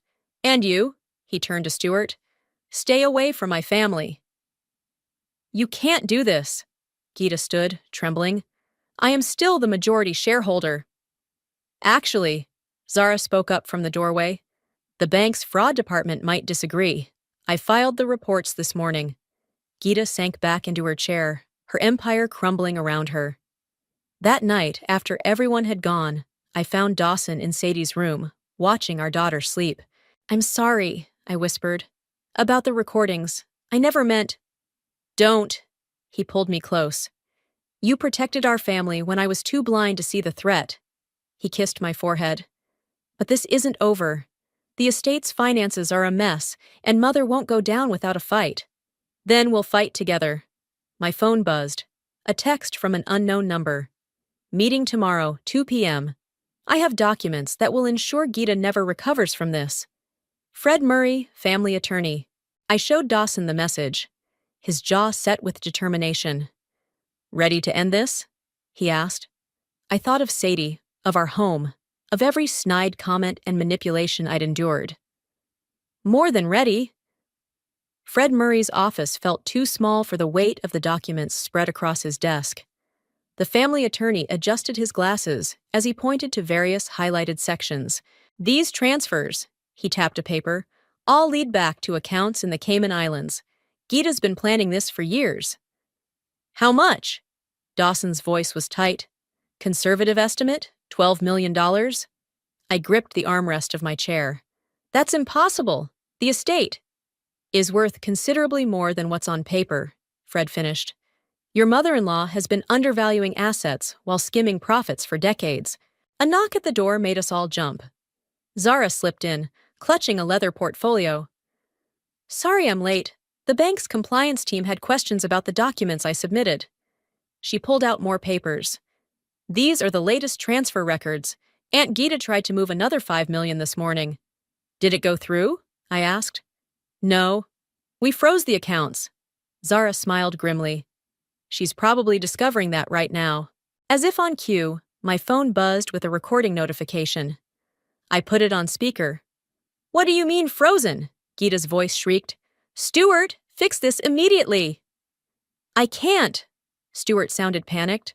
They're asking questions about the offshore accounts, about the property valuations. Then destroy the documents, all of them. Fred leaned forward. This recording alone is evidence of attempted destruction of evidence. Combined with the financial records, she'll go to prison, Dawson said quietly. Unless, Fred held up a finger, she agrees to our terms. I frowned. What terms? Full confession, complete financial transparency. She steps down from all family businesses and transfers control to Dawson. He paused. In exchange, We don't press charges. Another recording notification. This time, it was Nicole's voice. Mom, please, just tell the truth. For once. Truth? Gita scoffed.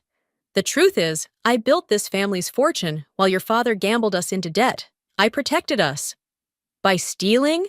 Nicole shot back. By treating Sabrina like dirt because you were afraid she'd discover your secrets? Dawson reached for my hand as we listened. That girl, Gita spat, knows nothing about sacrifice, about maintaining our position in society. The parties, the donations, the connections. It all costs money. Money you stole! Nicole's voice hardened. I'm done covering for you, Mom. Done. The recording ended. Zara broke the silence.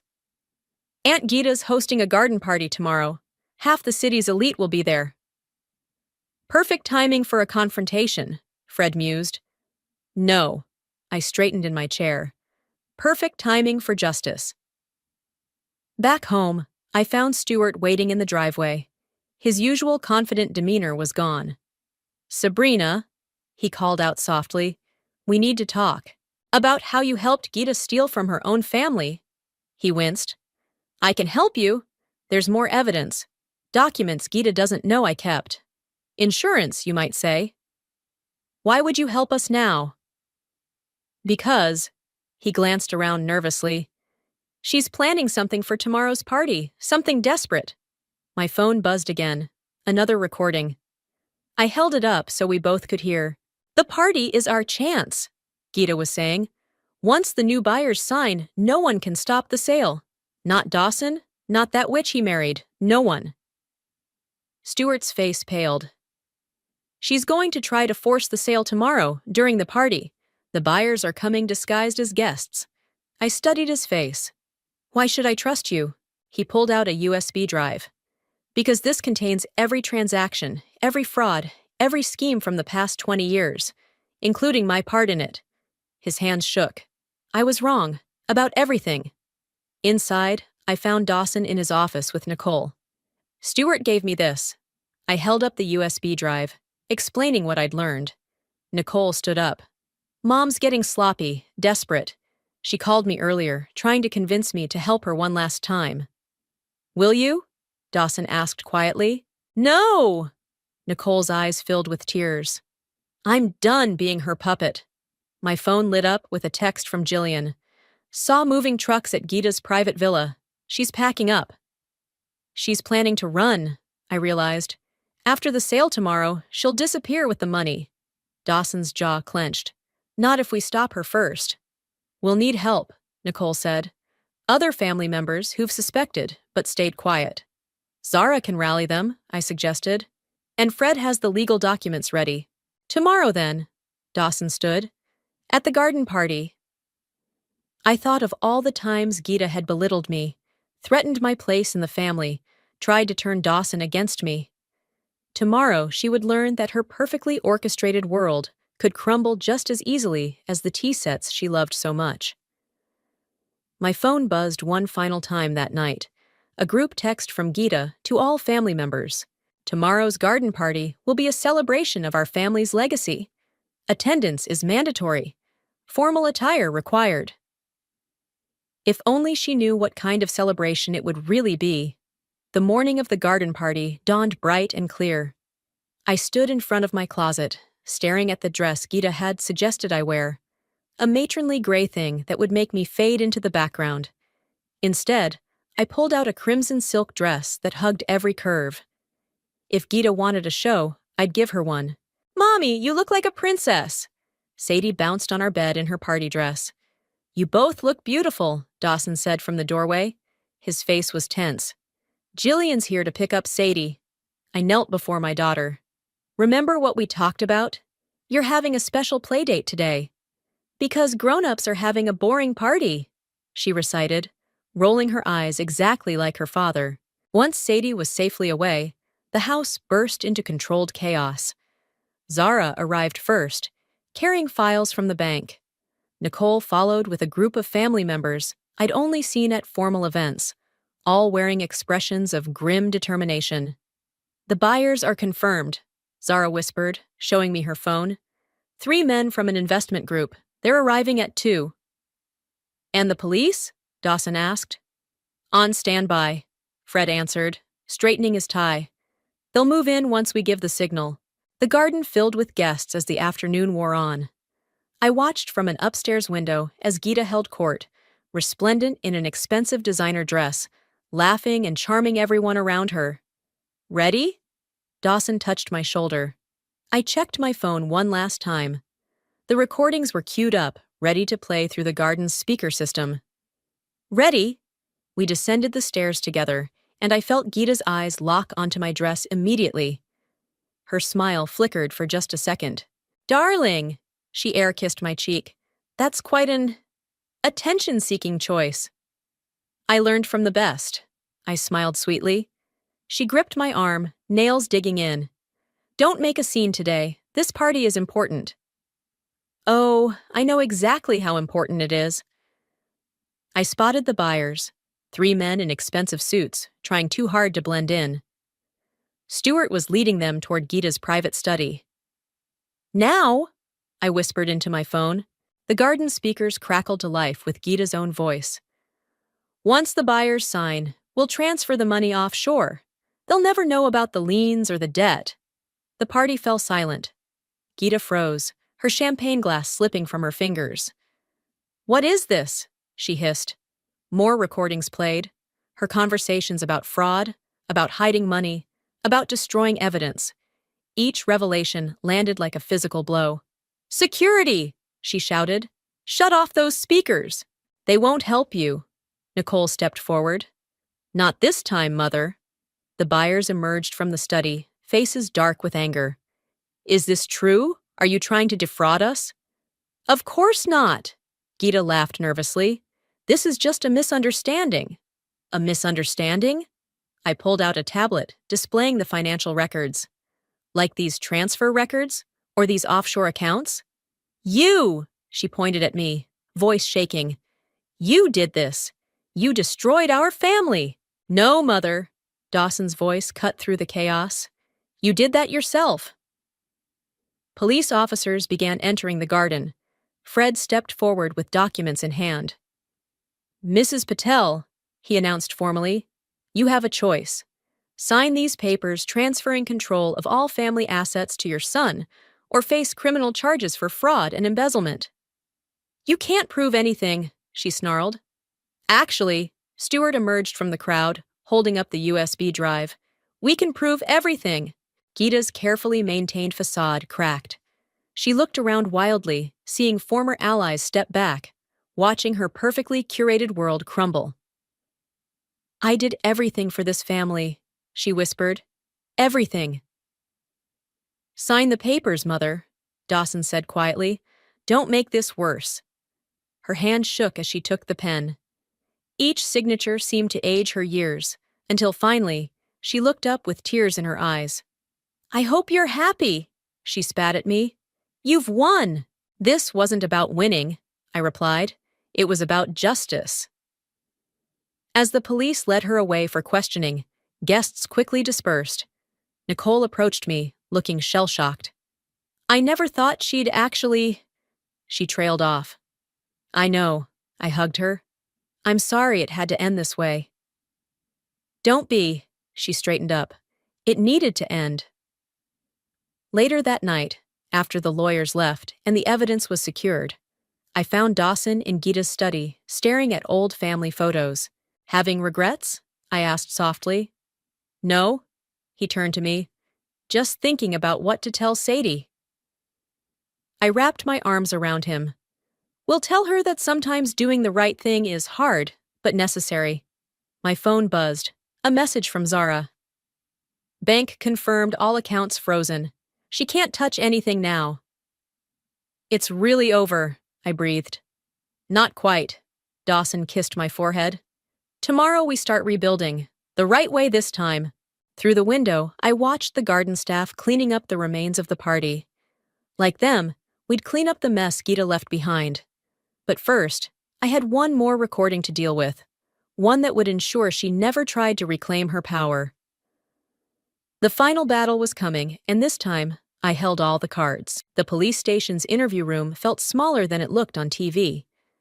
Geeta sat across from me, her designer outfit replaced by wrinkled clothes from yesterday. Without her usual makeup and perfectly styled hair, she looked older, vulnerable. "Why did you request this meeting?" she asked, her voice hoarse. I placed my phone on the table between us. "Because there's one recording you haven't heard yet." Her eyes narrowed. "Haven't you done enough damage?" "This isn't about damage," I pressed play. "This is about truth." The recording started, a conversation from 3 months ago between Geeta and Stuart. "The girl's smarter than we thought," Stuart was saying. "She's asking questions about the trust fund." "Dawson's trust fund was dissolved years ago," Geeta replied. "I used it to cover the losses from the Miami property." "And Sadie's education fund?" "Gone, along with the others. But once we sell, it won't matter. We'll be—" I stopped the recording. "You stole your own granddaughter's future." Geeta's hands trembled. "You don't understand. The family was in debt. Your father-in-law's gambling." "Stop lying!" I slammed my hand on the table. "The bank records show everything. You didn't save the family from debt.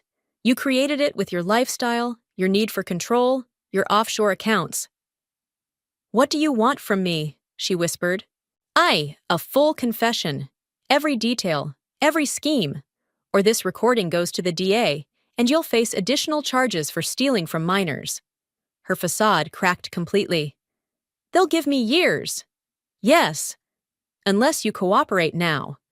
The door opened, and Fred walked in with a document. "The plea agreement, as discussed." Geeta stared at the papers, then at me. "You planned this all along." "I learned from you, remember? Always be 3 steps ahead." 2 hours later, I walked out of the police station with Geeta's signed confession.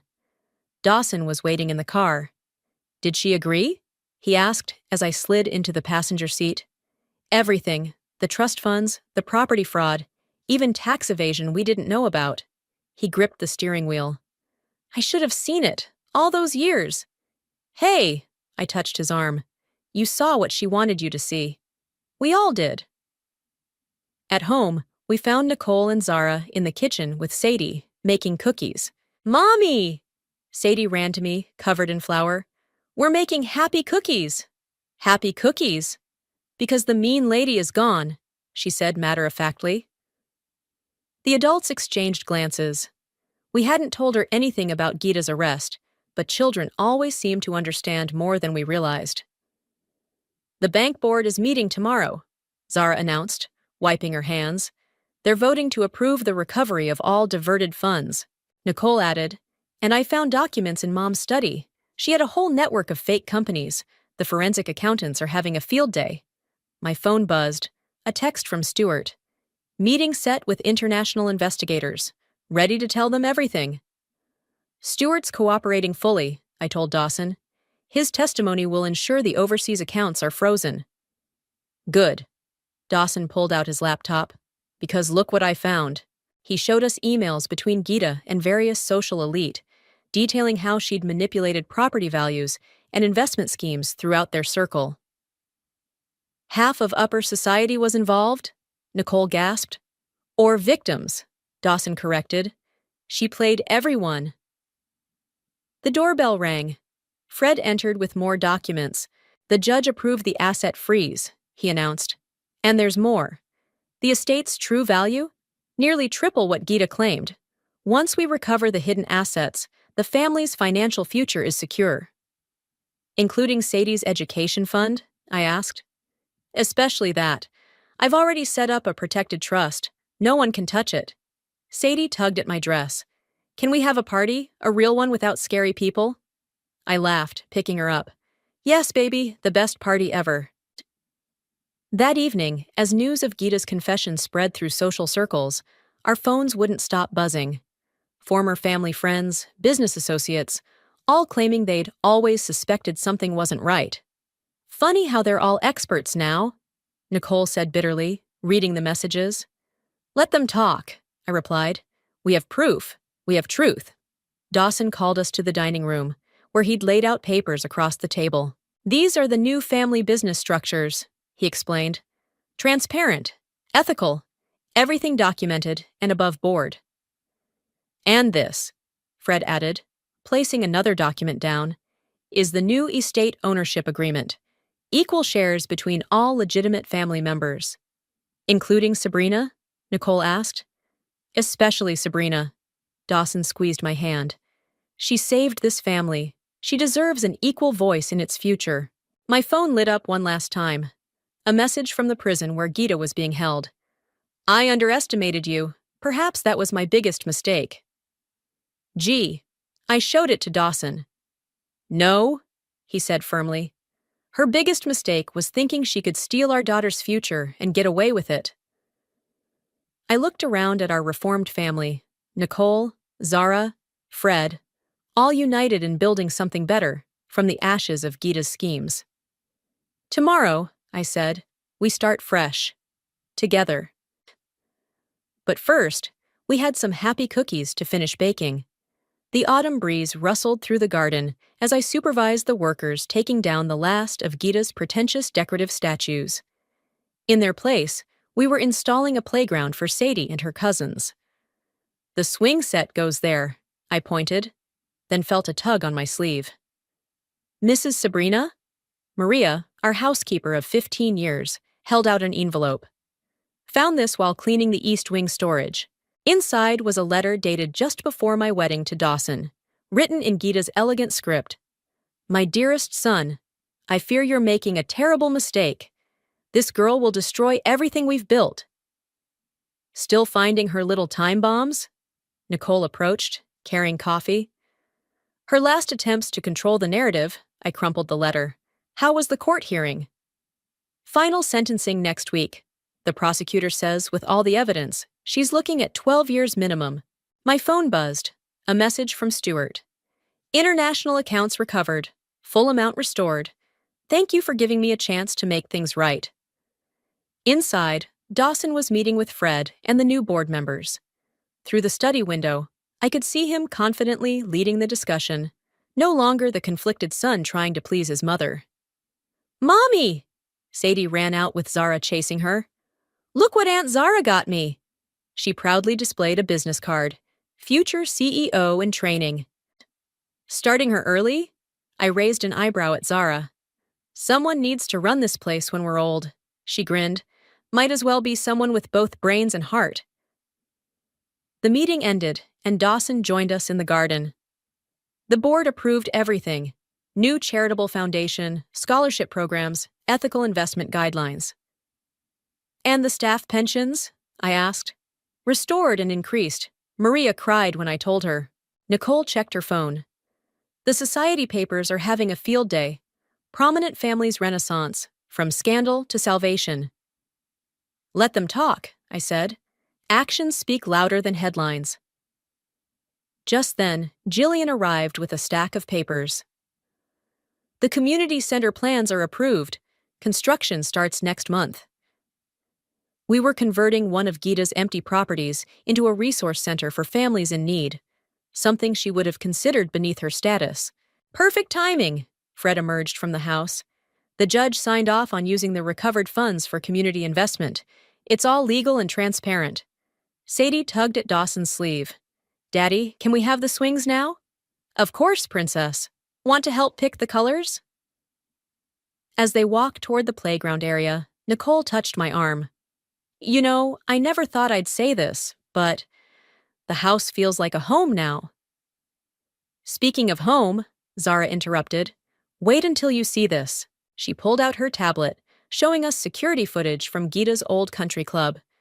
Several of her former society friends were being escorted out, their own financial misdeeds exposed during the investigation. Karma's quite the equalizer, I mused. Mrs. Sabrina, Maria called from the terrace. The new family portrait photographer is here. We gathered in the garden, Dawson, Sadie, Nicole, Zara, even Stuart. Around the old oak tree Gita had always hated for dropping leaves on her precious lawn. Everyone ready? The photographer asked. Wait, I said, pulling out my phone. I played the final recording I'd kept private until now. I built this family, Gita's voice declared from years ago, Without me, they're nothing. I deleted the file as her words faded into the autumn air. Now we're ready, I smiled. This is our family's true foundation. The camera clicked, capturing not just our images, but a moment of genuine joy, something Geeta's perfectly posed portraits never managed. Later, as sunset painted the garden in gold, Dawson found me by the new swing set. Remember what you said when we first met? He asked. About how wealth doesn't define family? You thought I was naive. I thought you were right. I just didn't have the courage to live it then. He pulled me close. Thank you for showing us a better way. Mommy, Daddy, Sadie called from the terrace. Aunt Nicole made hot chocolate. Inside, the house buzzed with warm conversation and laughter. The formal dining room, where Geeta once held court, was now filled with family playing board games. The study where she plotted her schemes had become a shared workspace for charitable projects. My phone lit up one last time. An email from the prison warden. Mrs. Patel requests a final meeting. I showed it to Dawson. Your choice, he said. But remember, you don't owe her anything. I typed my response. The past is closed. Our future is bright enough without shadows. As I hit send, Sadie climbed into my lap with her hot chocolate mustache, and Nicole dealt another round of cards. Outside, the playground equipment gleamed in the setting sun, promising years of happy memories to come. We didn't need hidden recordings anymore. Our truth was right here, in the open, stronger than any secret could ever be. Your turn, Mommy. Sadie handed me my cards. Are you ready to play? I looked at my family, real, honest, united, and smiled. I've never been more ready. The heavy cream envelope trembled in my hands as I traced the gold embossed lettering. Another invitation to another Olsen family event, where I'd be expected to smile through gritted teeth while weathering subtle jabs about my quaint upbringing. My name is Paris, and 3 years into my marriage to Noel, I'm still the family's favourite punchline. Darling, there you are. Noel's voice echoed through our penthouse as he strode in, loosening his tie. Mother called. Did you get the invitation? I held up the envelope, forcing a smile. Just opened it. He kissed my cheek, oblivious to my tension. She specifically requested you announce the charity raffle winner this year. Isn't that wonderful? My stomach dropped. Me? Why would Kimberly want that?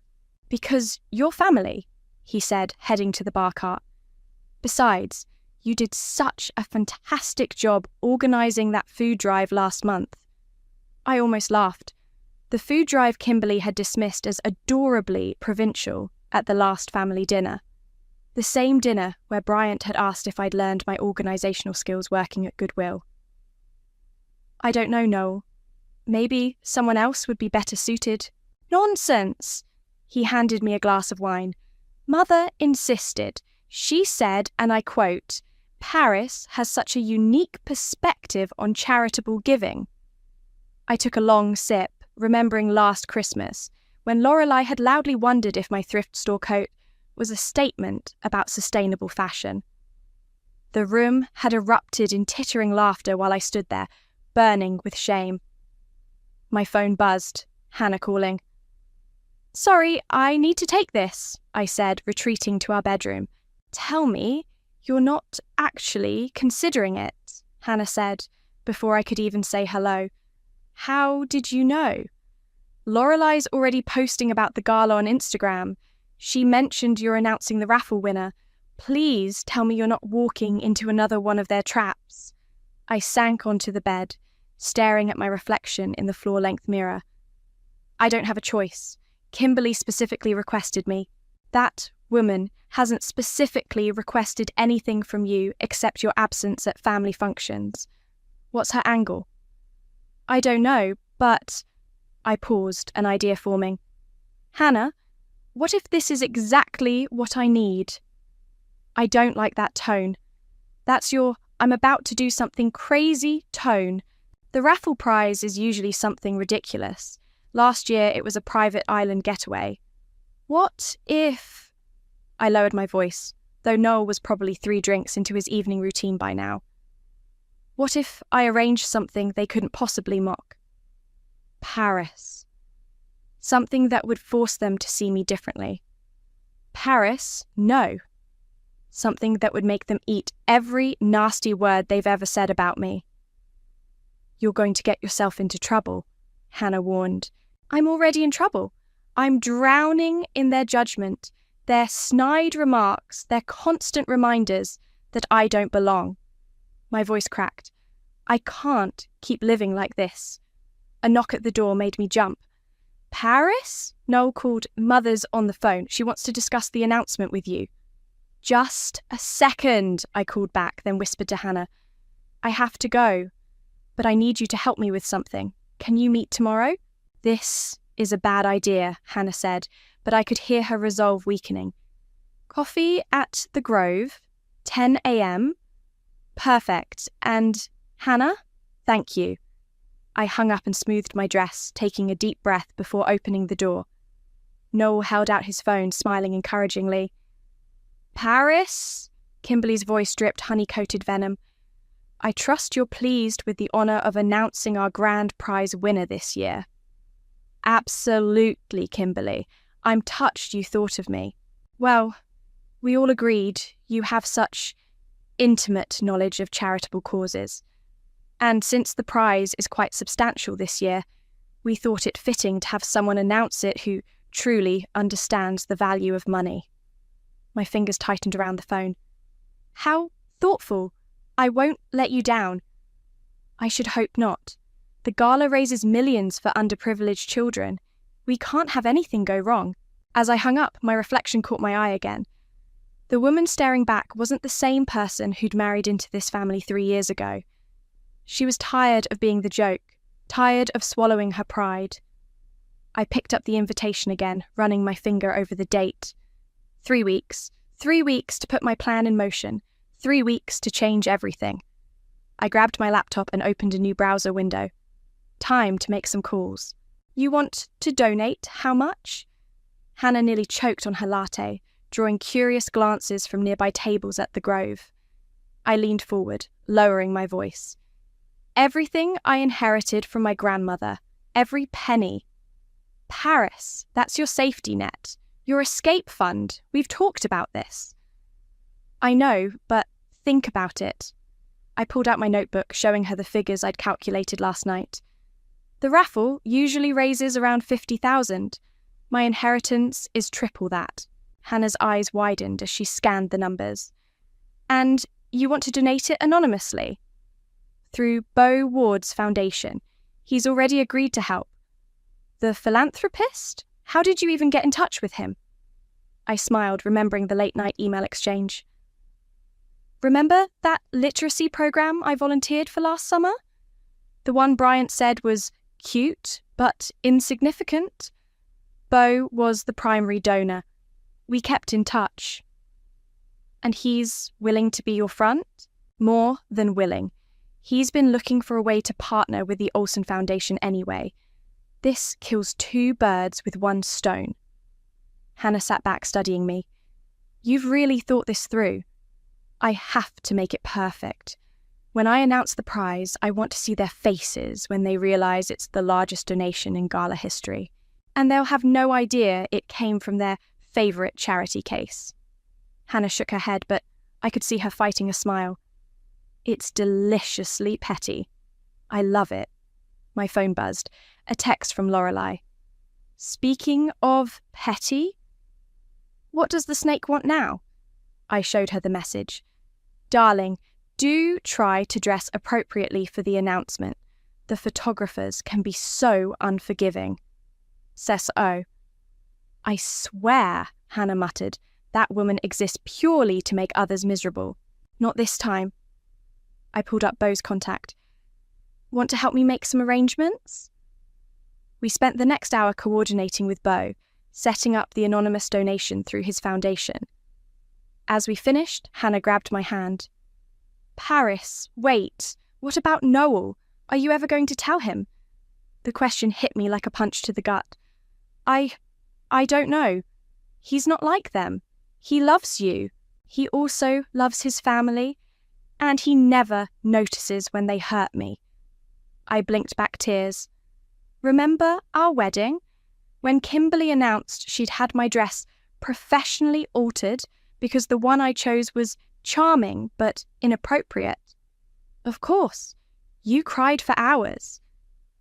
And Noel just said his mother was trying to help. I wiped my eyes.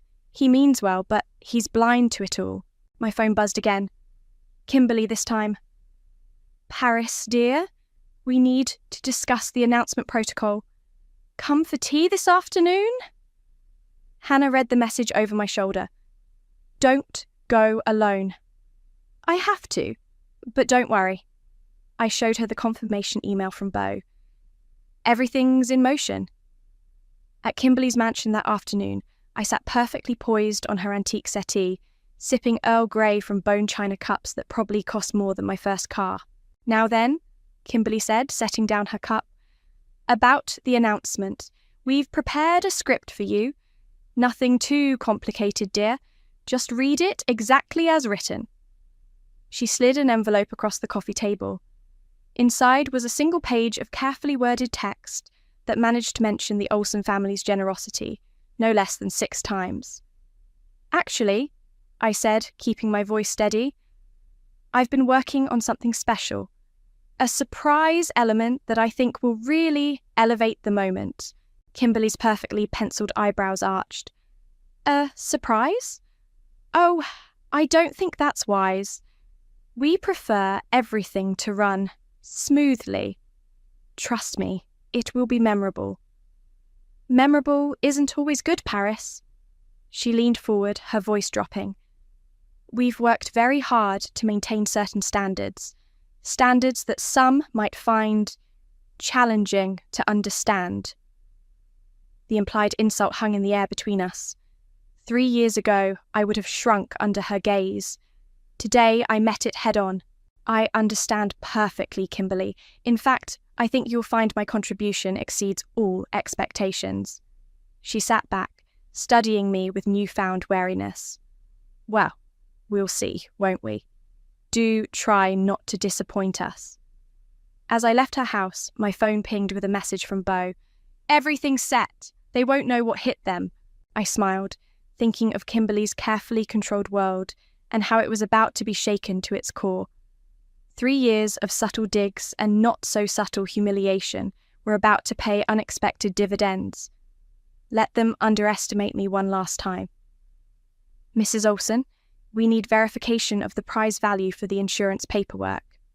The event coordinator's voice crackled through my phone speaker, sending a jolt of panic through me. I paced my home office, grateful Noel was at work. I thought Beau was handling all of that. Mr. Ward's office directed us to you. They said you're the point person for the donation details. Right, of course. I fumbled through my desk drawer for Beau's paperwork. I'll email everything within the hour. It's just... She hesitated. The amount seems unusually high. Are you certain about the figures?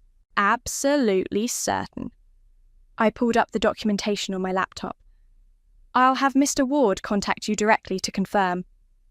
After hanging up, I immediately called Beau. Already handled, he answered, anticipating my concern.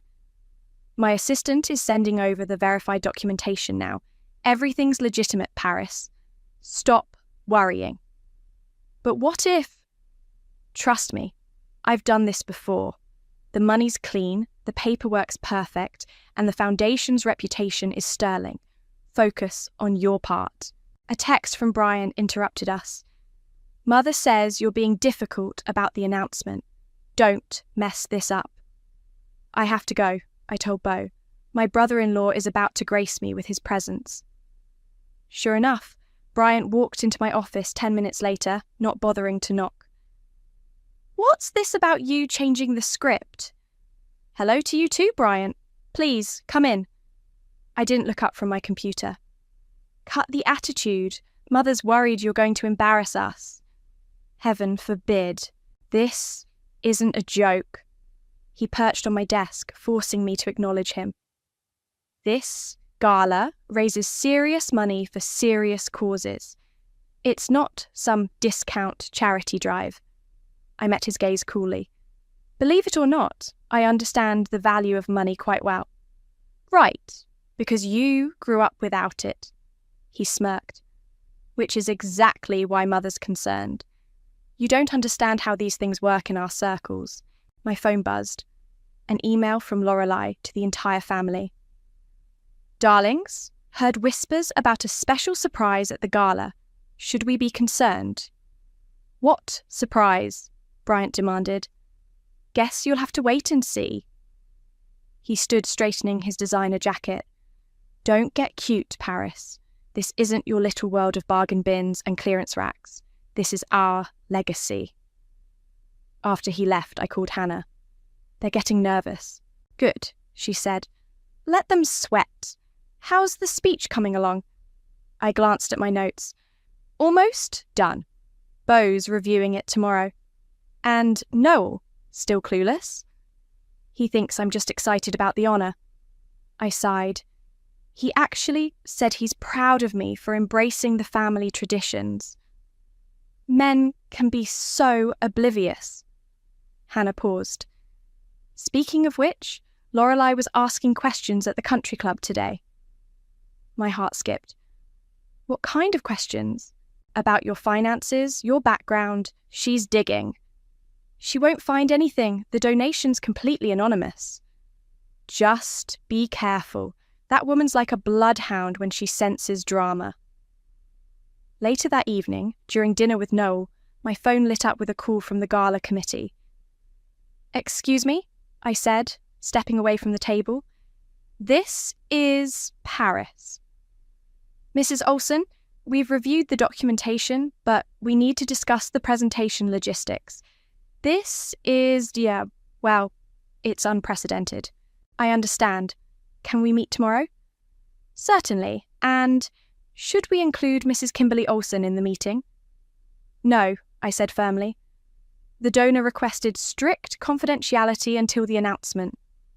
When I returned to dinner, Noel was watching me curiously. Everything okay? You seem tense lately. Just nervous about the announcement. He reached across the table, squeezing my hand. You'll be fantastic. Mother wouldn't have chosen you otherwise. If only he knew his mother had chosen me expecting me to fail spectacularly. The thought of her face when I revealed the donation almost made me laugh out loud. My phone buzzed again. Another email from Lorelei. Paris, darling, lunch tomorrow? We simply must discuss your plans for the gala. Don't do it, Hannah texted seconds later. It's a trap. I replied to Lorelei. So sorry, busy with gala preparations. Rain check. Her response was immediate. Pity. I do hope your surprise lives up to expectations. Hate to see you disappoint the family. Again. I set my phone down, smiling. Let them speculate. Let them worry. In 1 week, their perfectly ordered world of old money and older prejudices would be turned upside down. And I would be the one holding the mic when it happened. The gala ballroom sparkled like a crystal cave, all gleaming chandeliers and champagne flutes catching the light. I adjusted my midnight blue gown, purchased from a designer boutique this time. No chance for commentary about bargain hunting tonight. Paris! Lorelei's voice cut through the crowd. That dress is interesting. Trying something new. Actually, it's Valentino.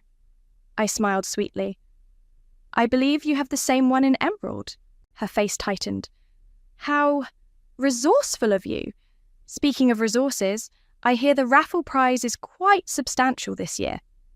You'll have to wait and see. Oh, come now. She touched my arm, her red nails like talons. Surely you can give me a hint. After all, we're practically family. Lorelei, Beau's voice boomed as he approached. Wonderful to see you. Paris, may I borrow you for a moment? He steered me away, whispering, Everything's in place. The documentation's been verified, and the press release is ready to go live after your announcement. Thank you, Beau, for everything. Don't thank me yet. Kimberly's been asking questions about my foundation's recent activities. My stomach lurched. Does she suspect? No, but she's suspicious. Be ready for anything. Noel appeared with 2 champagne glasses. There's my star of the evening. Mother's looking for you. Something about reviewing the script one last time? Actually, Beau interrupted smoothly, Paris and I need to discuss some last-minute logistics. Would you mind if I borrowed her for a few more minutes? As Noel walked away, I caught Kimberly watching us from across the room. Her eyes narrowed. Bryant stood beside her, typing furiously on his phone. Paris! Hannah arrived, stunning in red. You look amazing. How are you holding up? Like I'm about to jump out of a plane without checking my parachute. Well, your parachute just arrived. She nodded toward the entrance, where a team of photographers was setting up. I may have tipped off some media contacts about a major announcement tonight. Hannah? What? If you're going to drop a bomb, might as well make sure everyone sees the explosion. The orchestra started playing, signalling guests to take their seats. Kimberly materialized beside me, gripping my elbow. A word, dear? She pulled me aside. I've just had a very interesting conversation with the event coordinator about some unusual arrangements. Is something wrong? You tell me. Her eyes bored into mine. What exactly are you planning? Nothing that won't benefit the foundation enormously. This isn't a game, Paris. Our reputation will be enhanced significantly, I cut in. Trust me. Trust you. She laughed softly. My dear, the last time we trusted your judgment, you tried to serve boxed wine at Thanksgiving. Before I could respond, the event coordinator appeared. Mrs. Olsen, we're ready for you backstage. In the wings, I watched Kimberly take the stage, delivering her usual speech about family legacy and charitable giving. Bryant stood in the front row, still glued to his phone. Lorelei whispered to her table mates, shooting glances in my direction. You've got this, Hannah squeezed my hand. Show them who you really are. Noel caught my eye from his table, giving me a thumbs up. My sweet, oblivious husband, about to witness his wife's carefully planned revenge against his entire family. And now, Kimberly's voice rang out, I'm pleased to introduce my daughter-in-law, Paris, who will announce our grand prize winner. The applause was polite, expectant. I took a deep breath and stepped into the spotlight. Before we reveal the winner, I began, my voice steady, I'd like to share something special about this year's prize. Kimberly stiffened visibly in her front row seat. Bryant finally looked up from his phone. As you know, the Olsen Foundation has always prioritized making a significant impact. I met Kimberly's gaze. Tonight, we're taking that impact to an unprecedented level. Murmurs rippled through the crowd. Lorelei leaned forward, her expression hungry for scandal. Through a remarkable partnership with the Ward Foundation, I continued, nodding to Beau, this year's prize represents the largest single donation in gala history. The whispers grew louder. Kimberly's face had gone pale. Bryant was frantically typing again, probably trying to verify my claims. But before I announced the amount, I smiled, feeling the weight of 3 years of condescension lifting from my shoulders. I'd like to thank everyone who made this possible, especially those who taught me the true value of money. I locked eyes with Kimberly, whose perfectly composed facade was beginning to crack. Now, shall we reveal just how valuable this lesson has become? The spotlight felt warm on my skin as I held up the golden envelope. Camera flashes sparkled across the ballroom like stars. This year's grand prize, I announced, my voice carrying clearly through the sound system, is a charitable endowment of $150,000. The room erupted in gasps and whispers. In the front row, Kimberly's champagne glass froze halfway to her lips. But that's not all, I continued, savouring each word. This endowment comes with a matching donation to the Olsen Foundation, specifically earmarked for educational programs in underprivileged communities. Bryant stood up abruptly, his chair scraping against the floor. Lorelei's mouth hung open in a decidedly unelegant way. That's $300,000 total, someone in the audience calculated aloud. The largest single donation in our gala's history, I confirmed, smiling directly at Kimberly. Quite a valuable contribution, wouldn't you say? The room burst into applause. Photographers' cameras clicked rapidly. I could see reporters scribbling furiously in their notepads.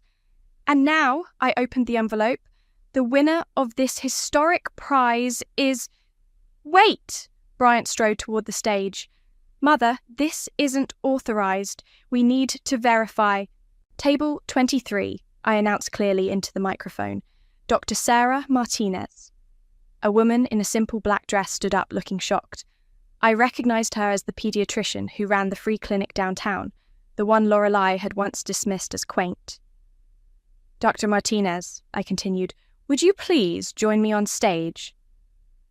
As she made her way up, Bryant reached the podium, trying to speak quietly. Paris, you can't do this. The foundation hasn't approved. Actually, Bo stood up, his authoritative voice carrying across the room. Everything has been fully verified and approved through my foundation. The paperwork is ironclad. Kimberly finally found her voice. But where did the money... The donor wishes to remain anonymous? Bo cut in smoothly. Their only requirement was that the funds be announced tonight, by Paris. Dr. Martinez reached the stage, tears in her eyes. I don't know what to say. This will help so many children. Perhaps you'd like to share your plans for the endowment, I suggested, stepping aside to give her the microphone. As she spoke passionately about expanding the clinic services, I watched the Olsen family's reactions. Noel looked confused, but proud. Bryant was frantically making calls in the corner. Lorelei had pulled out her phone, no doubt trying to dig up information about the mysterious donor, but it was Kimberly's face I couldn't look away from. The carefully maintained mask of social superiority was cracking, revealing something that looked almost like respect. A truly remarkable gift, Dr. Martinez concluded, one that will change countless lives. More applause thundered through the ballroom. I could see the society photographers positioning themselves for better angles, knowing this would be tomorrow's headline. Paris. Kimberly had made her way to the stage, her voice low. Who is behind this? Someone who understands the true value of charity, I replied. Isn't that what matters? You know something. Her eyes narrowed. This has your fingerprints all over it. Does it? I thought I was just the girl from the wrong side of the tracks who didn't understand your world. Before she could respond, reporters swarmed the stage, shouting questions. Mrs. Olsen, how does it feel to oversee the largest donation in gala history? Can you tell us about the anonymous donor? Was this surprise announcement planned? I answered each question with practiced ease, watching Kimberly's expression grow increasingly strained. Behind her, Bryant was showing something on his phone to Lorelei, both of them glancing at me suspiciously. Hannah appeared at my elbow. You did it, she whispered, and they can't say a word against it without looking like complete snobs. Paris! Noel bounded up, beaming. This is incredible! Why didn't you tell me? It was meant to be a surprise, I said, catching Kimberly's eye. Sometimes the best gifts come from unexpected places. The evening continued with speeches and celebrations, but the dynamic had shifted. People who had previously looked through me now sought me out. Those who had echoed Lorelei's snide remarks were suddenly effusive with praise. As photographers gathered everyone for a group photo, Kimberly gripped my arm. I don't know how you managed this, she hissed, maintaining her camera-ready smile, but don't think it changes anything. I turned to her, matching her smile watt for watt. Oh, but it already has, Kimberly. It already has. The cameras flashed, capturing the moment forever.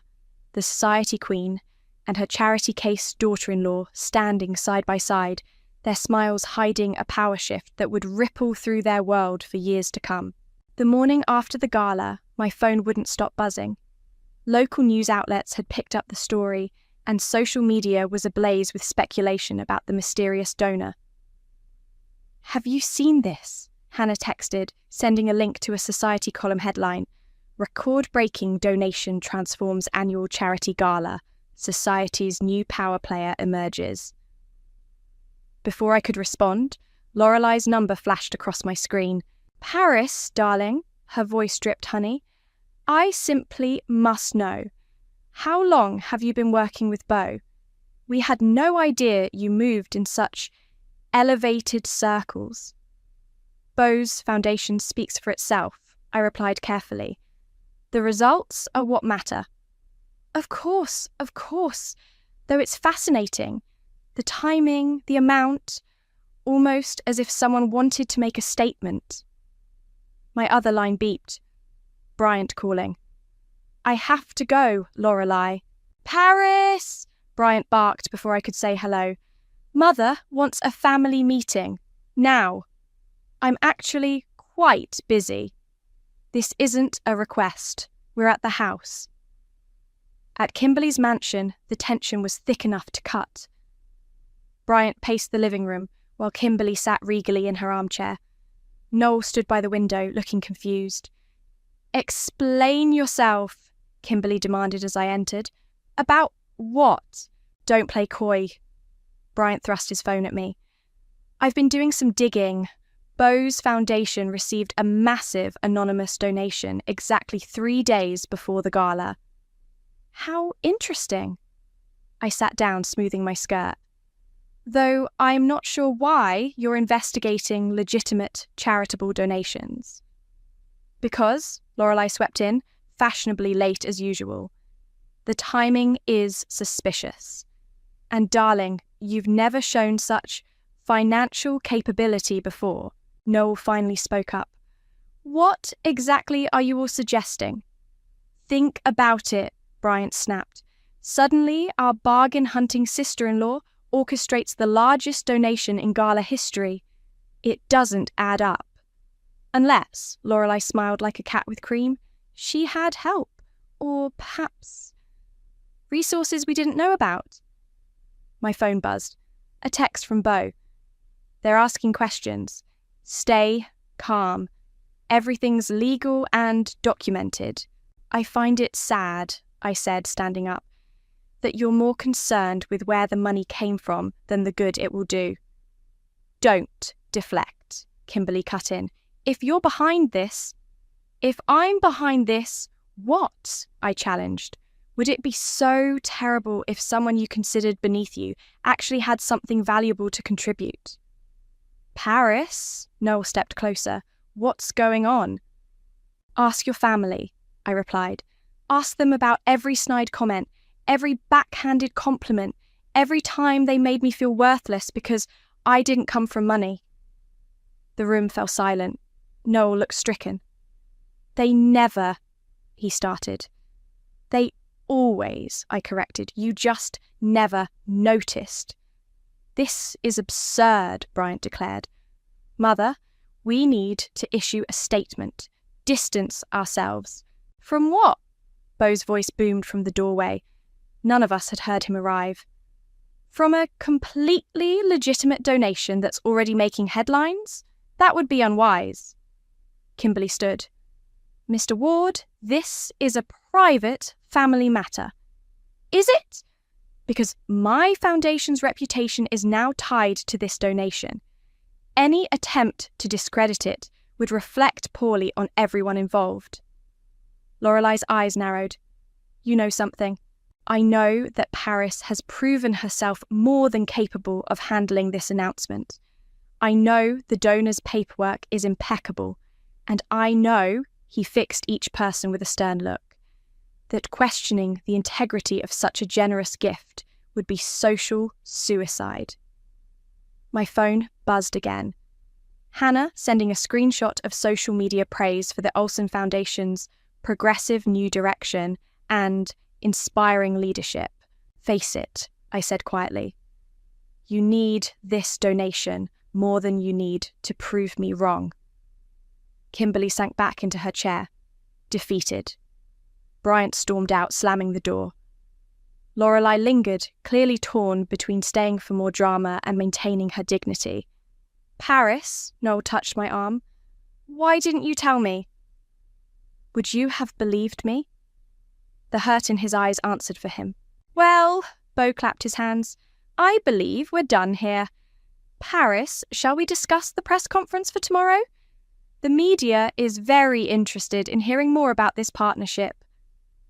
As we left, I heard Lorelei say to Kimberly, Darling, we need to rethink our strategy. She's not going away. No, I muttered under my breath, I'm not. But as Beau's car pulled away from the mansion, I couldn't shake the feeling that this victory might come with unexpected costs. The look in Kimberly's eyes hadn't been just defeat. It had been calculation. This wasn't over, not by a long shot. Found it! Lorelei's triumphant voice rang through the country club dining room. She slapped a folder onto the table where I sat with Hannah, scattering our lunch plates. Your grandmother's will. Public record, darling. My heart stopped, but I kept my face neutral. Interesting lunch reading. Oh, it is. She pulled out a document.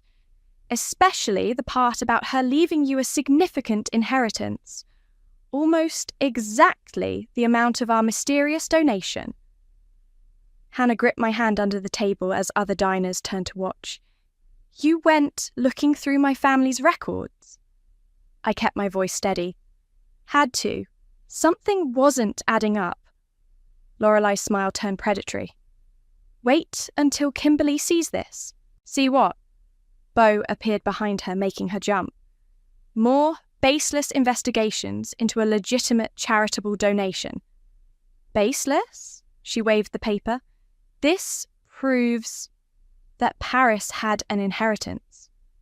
Beau raised an eyebrow. Many people do. It proves nothing about our foundation's anonymous donor. Please, Lorelei scoffed, the timing is irrelevant without evidence. Beau sat down uninvited. However, discussing confidential donation information publicly could be considered harassment. Wouldn't you agree, Hannah? Hannah smiled sweetly. As a lawyer, I certainly would. Lorelei's face flushed. You're bluffing. Try me. I met her gaze. Go ahead. Show Kimberly. Let's see how it plays in the press. The Olsons harassing their own family member over a charitable donation that's making them look good. You think you're so clever. She leaned in close. But you've made enemies you can't handle.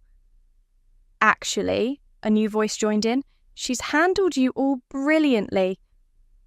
We all turned to see Noel standing there, his face uncharacteristically stern. How long have you been there? Lorelei stammered. Long enough? He took the folder from her hands. Long enough to finally see what's been happening right in front of me. Noel, I started, but he held up a hand. Don't. We'll talk later. He turned to Lorelei. Leave my wife alone. That's not a request. After Lorelei stormed out, Noel sat down heavily. Why didn't you tell me?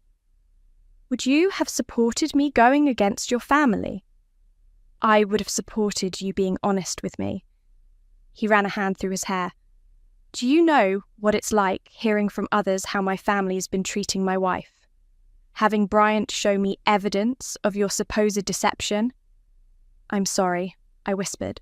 Are you? Because it seems like you've been planning this for a while. Not the whole time, Hannah interjected. Just since... Hannah, Beau warned quietly. No, let her speak. Noel looked between us. I want to hear everything. So I told him.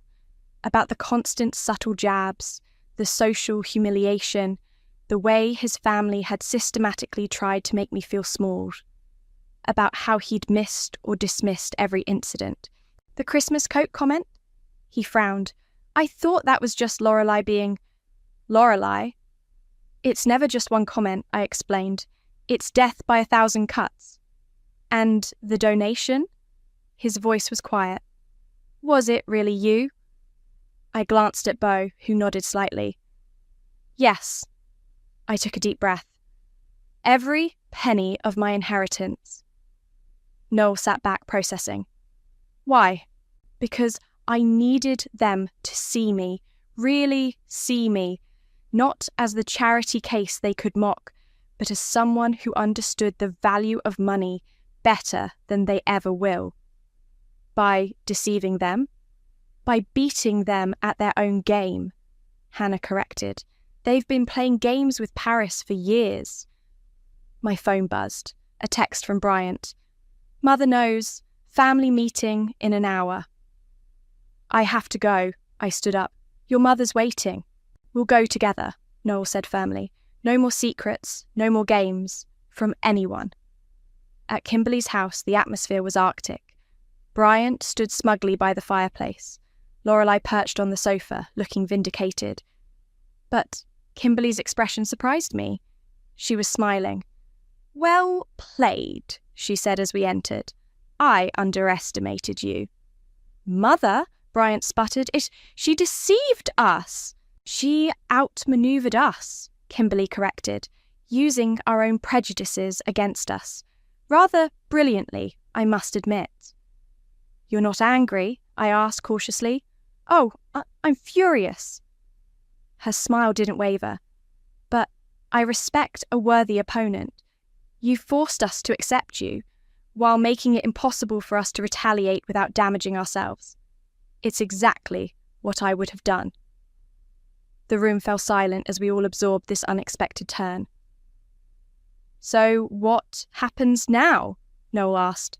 Kimberly stood, straightening her perfectly tailored jacket. Now we adapt. After all, she fixed me with a knowing look.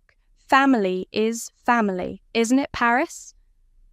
But something in her tone made me wonder if this apparent acceptance wasn't just another move in a game that was far from over. The autumn breeze carried the scent of coffee from the grove as Hannah and I sat at our usual table, watching leaves dance across the patio. So they just accepted it? Hannah asked, stirring her latte. Just like that? Not exactly. I showed her the invitation I'd received that morning, another Olsen family event. Kimberly's adapted her strategy. Now she introduces me as our Paris, who orchestrated that brilliant charitable partnership. Using your victory to enhance the family image. Clever. She's nothing if not adaptable. I sipped my coffee. But something's changed. The snide comments have stopped. Even Lorelei's been civil. Fear will do that, Hannah smirked. You proved you can play their game better than they can.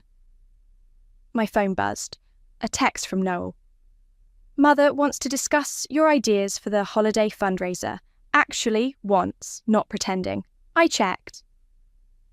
Speaking of games, I said, Noel and I had a long talk last night. Finally, how'd it go? He asked why I didn't trust him enough to tell him the truth. I traced the rim of my cup. I asked why he never trusted me enough to believe what was happening. Ouch! What did he say? That he'd been blind because it was easier than confronting his family. But now, I smiled slightly, now he sees everything. A familiar voice cut through the morning air. Paris! Hannah! Bryant approached our table, looking unusually uncertain. Mind if I join you? Hannah started to object, but I gestured to an empty chair. This should be interesting. I owe you an apology, he said, sitting down. I've been awful. Yes, you have, I agreed. The thing is, he shifted uncomfortably, watching you handle that donation situation, seeing how you turned our prejudice into power, it made me realize how wrong we've been. About everything. Why are you really here, Bryant? He pulled out his phone, showing us a news article. The Martinez Clinic's expansion is making headlines. That donation, it's helping real people, actually changing lives. He looked at me directly. You saw that potential when all we saw was an opportunity to show off our wealth. It's amazing what you can see when you look past designer labels, I said pointedly. I deserved that. He stood up. Anyway, I just wanted you to know, I get it now, why you did what you did, and I'm glad you did it. After he left, Hannah whistled low. Well, that was unexpected. It's a start, I said, just as my phone buzzed again. This time it was Beau. Paris, great news. The Martinez Clinic partnership has attracted more donors. They want to create a permanent endowment. Kimberly suggested you head the committee. I nearly dropped my phone. Kimberly suggested what? Her exact words were, Paris understands both sides of charitable giving. She's perfect for this. After hanging up, I sat in stunned silence until Hannah waved her hand in front of my face. Earth to Paris! This is huge! It's suspicious, I countered. What if it's another trap? Or maybe, she said gently, you actually won. Not just the battle, but the war. My phone lit up with a final text from Kimberly herself. Dinner tonight? Just us? We need to talk. At her favourite restaurant that evening, Kimberly was already waiting, looking elegant as always. You're probably wondering why I'm doing this, she said as I sat down. The thought crossed my mind. You did something I didn't think possible. She met my eyes. You made me respect you, not despite your background, but because of it. You understand value in a way we've forgotten. Is this another game? No. She smiled, genuinely this time. This is me acknowledging that I was wrong, and that perhaps it's time for the Olsen Foundation to be led by someone who truly understands both giving and receiving. You're offering me control of the foundation? I'm offering you partnership, equal standing, because you've earned it. She raised her glass. To new beginnings? I studied her face, searching for signs of deception. Finding none, I raised my glass in return. To new beginnings, I agreed, and old lessons learned. Later that night, curled up with Noel in our penthouse, I watched the city lights twinkle. Happy? He asked, kissing my temple. Content, I corrected. I didn't want revenge, not really. I just wanted respect. You got both, he chuckled, and taught us all a valuable lesson about judging books by their covers. Or thrift store coats by their price tags. Especially those. He hugged me closer. You know what the best part is? You did it all without compromising who you are. I smiled, thinking of the Martinez Clinic, of lives being changed, of bridges being built between two worlds I'd always thought were separate. Sometimes the best revenge isn't revenge at all. Sometimes it's simply showing people who you've been all along. The cream-colored envelope felt like it was burning through my fingers. I must have read the names printed in elegant gold script 100 times, but they still didn't make sense. Camilla Armstrong and Gabriel Evans request the pleasure of your company. My mother and my boyfriend of 6 years, getting married to each other. My name is Hope, and this is the story of how I destroyed my mother's wedding. Are you actually going to open it? Victoria asked, perched on the edge of my kitchen counter with a glass of wine that had long since gone warm. She'd rushed over the moment I texted her about the invitation's arrival. I already know what's inside, I said, finally tearing open the envelope.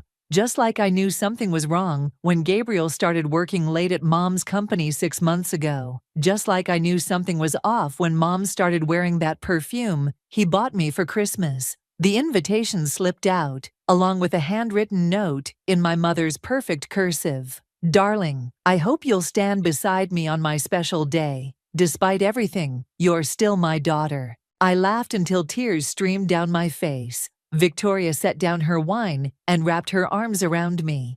Your mom is a real piece of work, she whispered. You know what the worst part is? I pulled away, wiping my eyes. Last Thanksgiving, when Gabriel said he needed space to find himself, Mom held me while I cried. She stroked my hair and told me everything happens for a reason. Hope, Victoria started. No, wait, it gets better. I grabbed my phone, scrolling through old messages. Look at this text from her, dated 2 weeks after Gabriel moved out.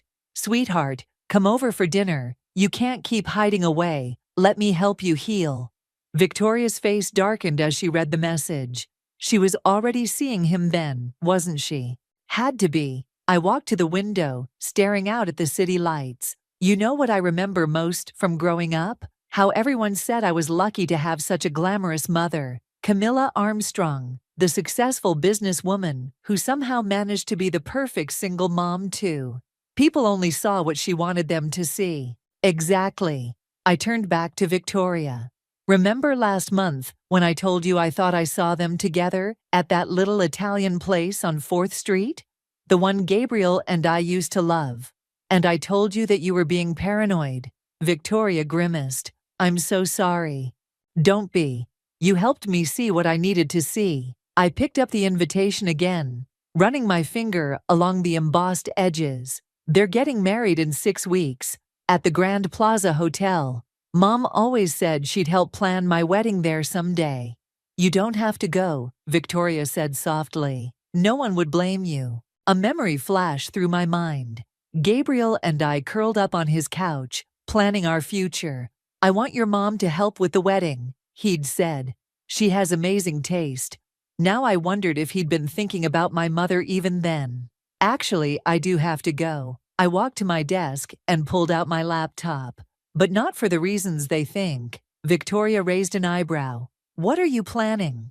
"You know what I've been investigating for the paper? Those real estate investment scams?" I opened a folder filled with documents. "Guess whose company's name keeps coming up in my research?" "No way." Victoria leaned in closer. "Your mom's involved." I wasn't sure at first, but then I started digging deeper. I clicked through several spreadsheets. "There are millions missing, Victoria, and the signatures on these documents, I'd know Gabriel's handwriting anywhere." "Holy shit." Victoria grabbed my arm. "Hope, are you saying—" "I'm saying that my mother and my ex-boyfriend aren't just planning their dream wedding. They're also running a massive fraud scheme." I closed the laptop with a decisive click. "And I'm going to expose everything, right in the middle of their perfect day." "That's—" Victoria paused, a slow smile spreading across her face. "That's absolutely brilliant and terrifying. Are you sure about this?" I picked up the invitation one last time, then deliberately ripped it in half. "Mom always taught me to go after what I want, to never let anyone take advantage of me."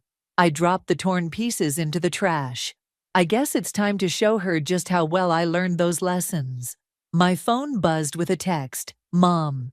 Darling, did you get the invitation? Please say you'll be there. It would mean everything to have you with us." I typed back quickly. "Of course, Mom. I wouldn't miss it for the world." Victoria raised her glass. "To Karma." I grabbed my own glass, clinking it against hers. "To karma, and to making sure everyone finally sees the truth." Looking back now, I realize that moment was when everything truly began. When I decided to stop being the dutiful daughter and start being the woman who would bring it all crashing down. But first, I had 6 weeks to gather every piece of evidence, every dark secret, every betrayal. And then I would give them a wedding day they'd never forget.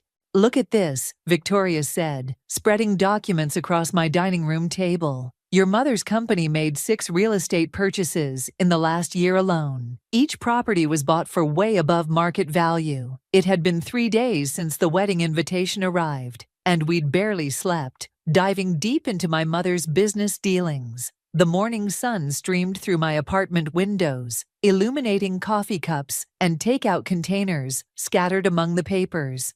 "That's just the beginning," I said, pulling up a spreadsheet on my laptop. "See these wire transfers? They're going to shell companies. Gabriel's signature is on every single one." Victoria leaned closer, frowning. "When did he start working for your mom's company?"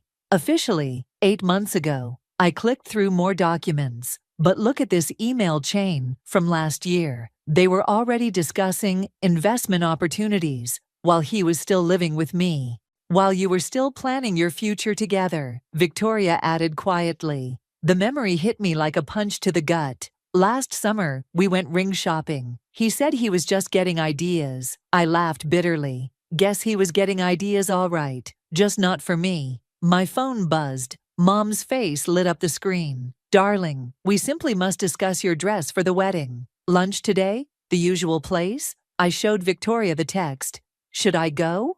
Absolutely. Victoria's eyes gleamed. We need to know if she suspects anything. Plus, you might learn something useful. 2 hours later, I sat across from my mother at Café Lucien, watching her delicately cut into her salmon. She looked immaculate as always, perfectly styled silver hair, designer outfit, not a wrinkle in sight. I'm so glad you're being mature about all this, she said, reaching across the table to pat my hand. Gabriel was worried you might make a scene. I forced a smile. Why would I? You've always said everything happens for a reason.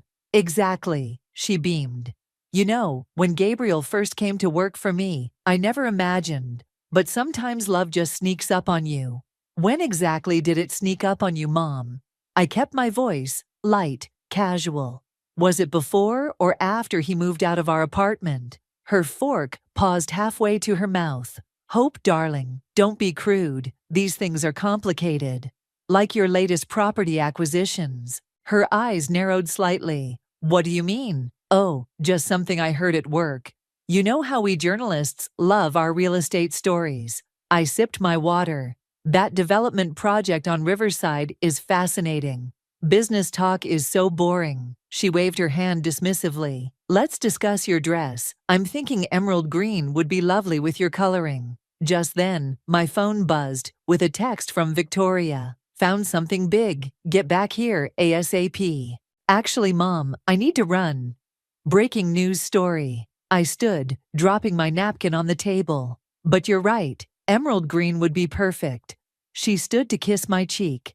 That's my girl. I knew you'd understand eventually.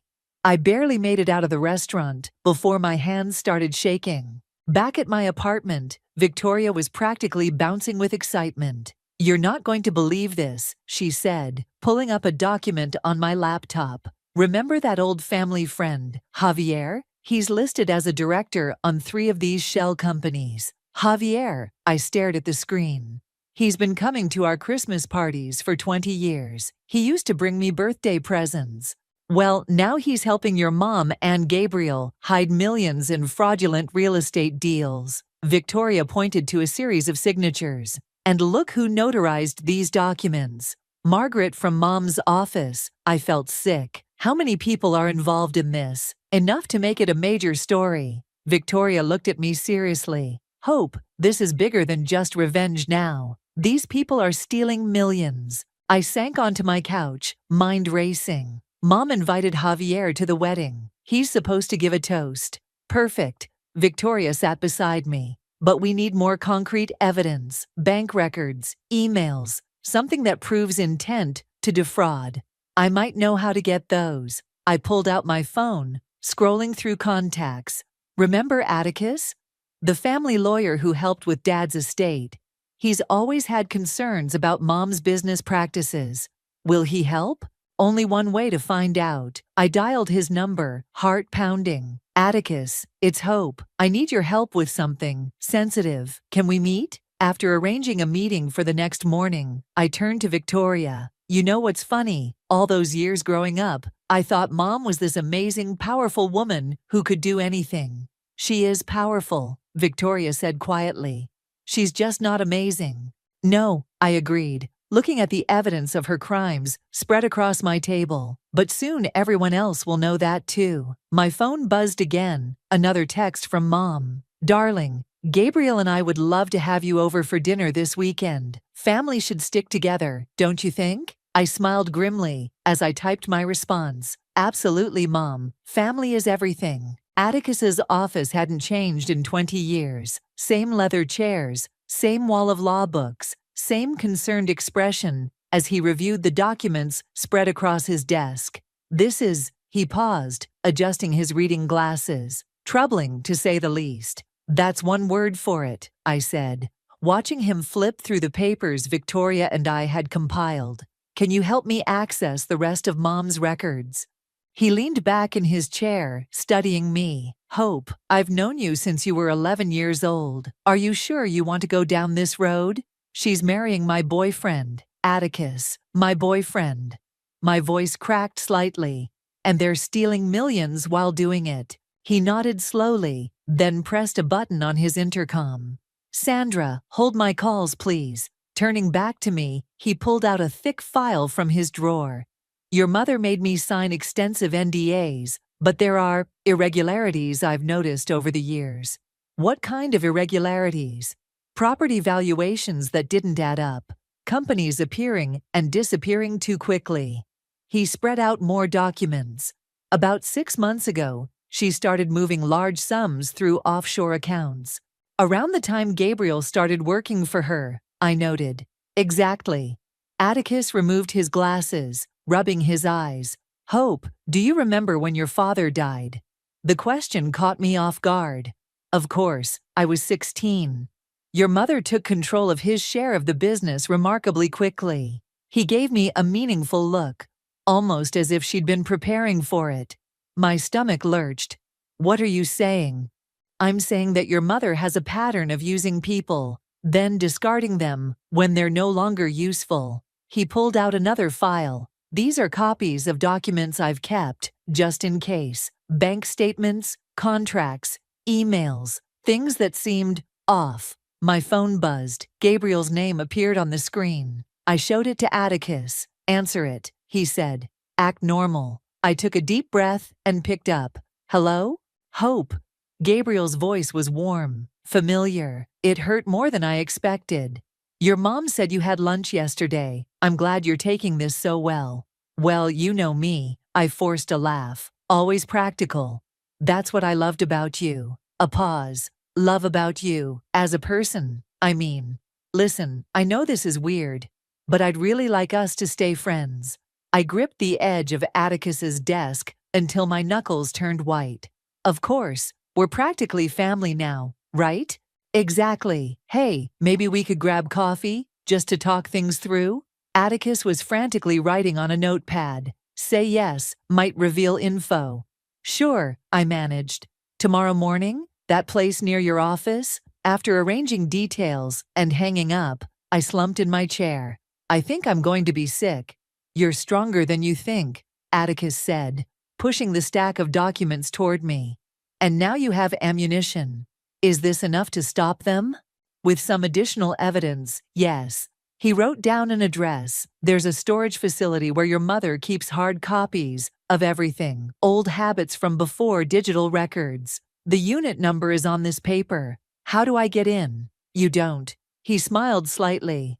But I have access as her lawyer. I could accidentally leave my key card somewhere, say on this desk, while I use the restroom.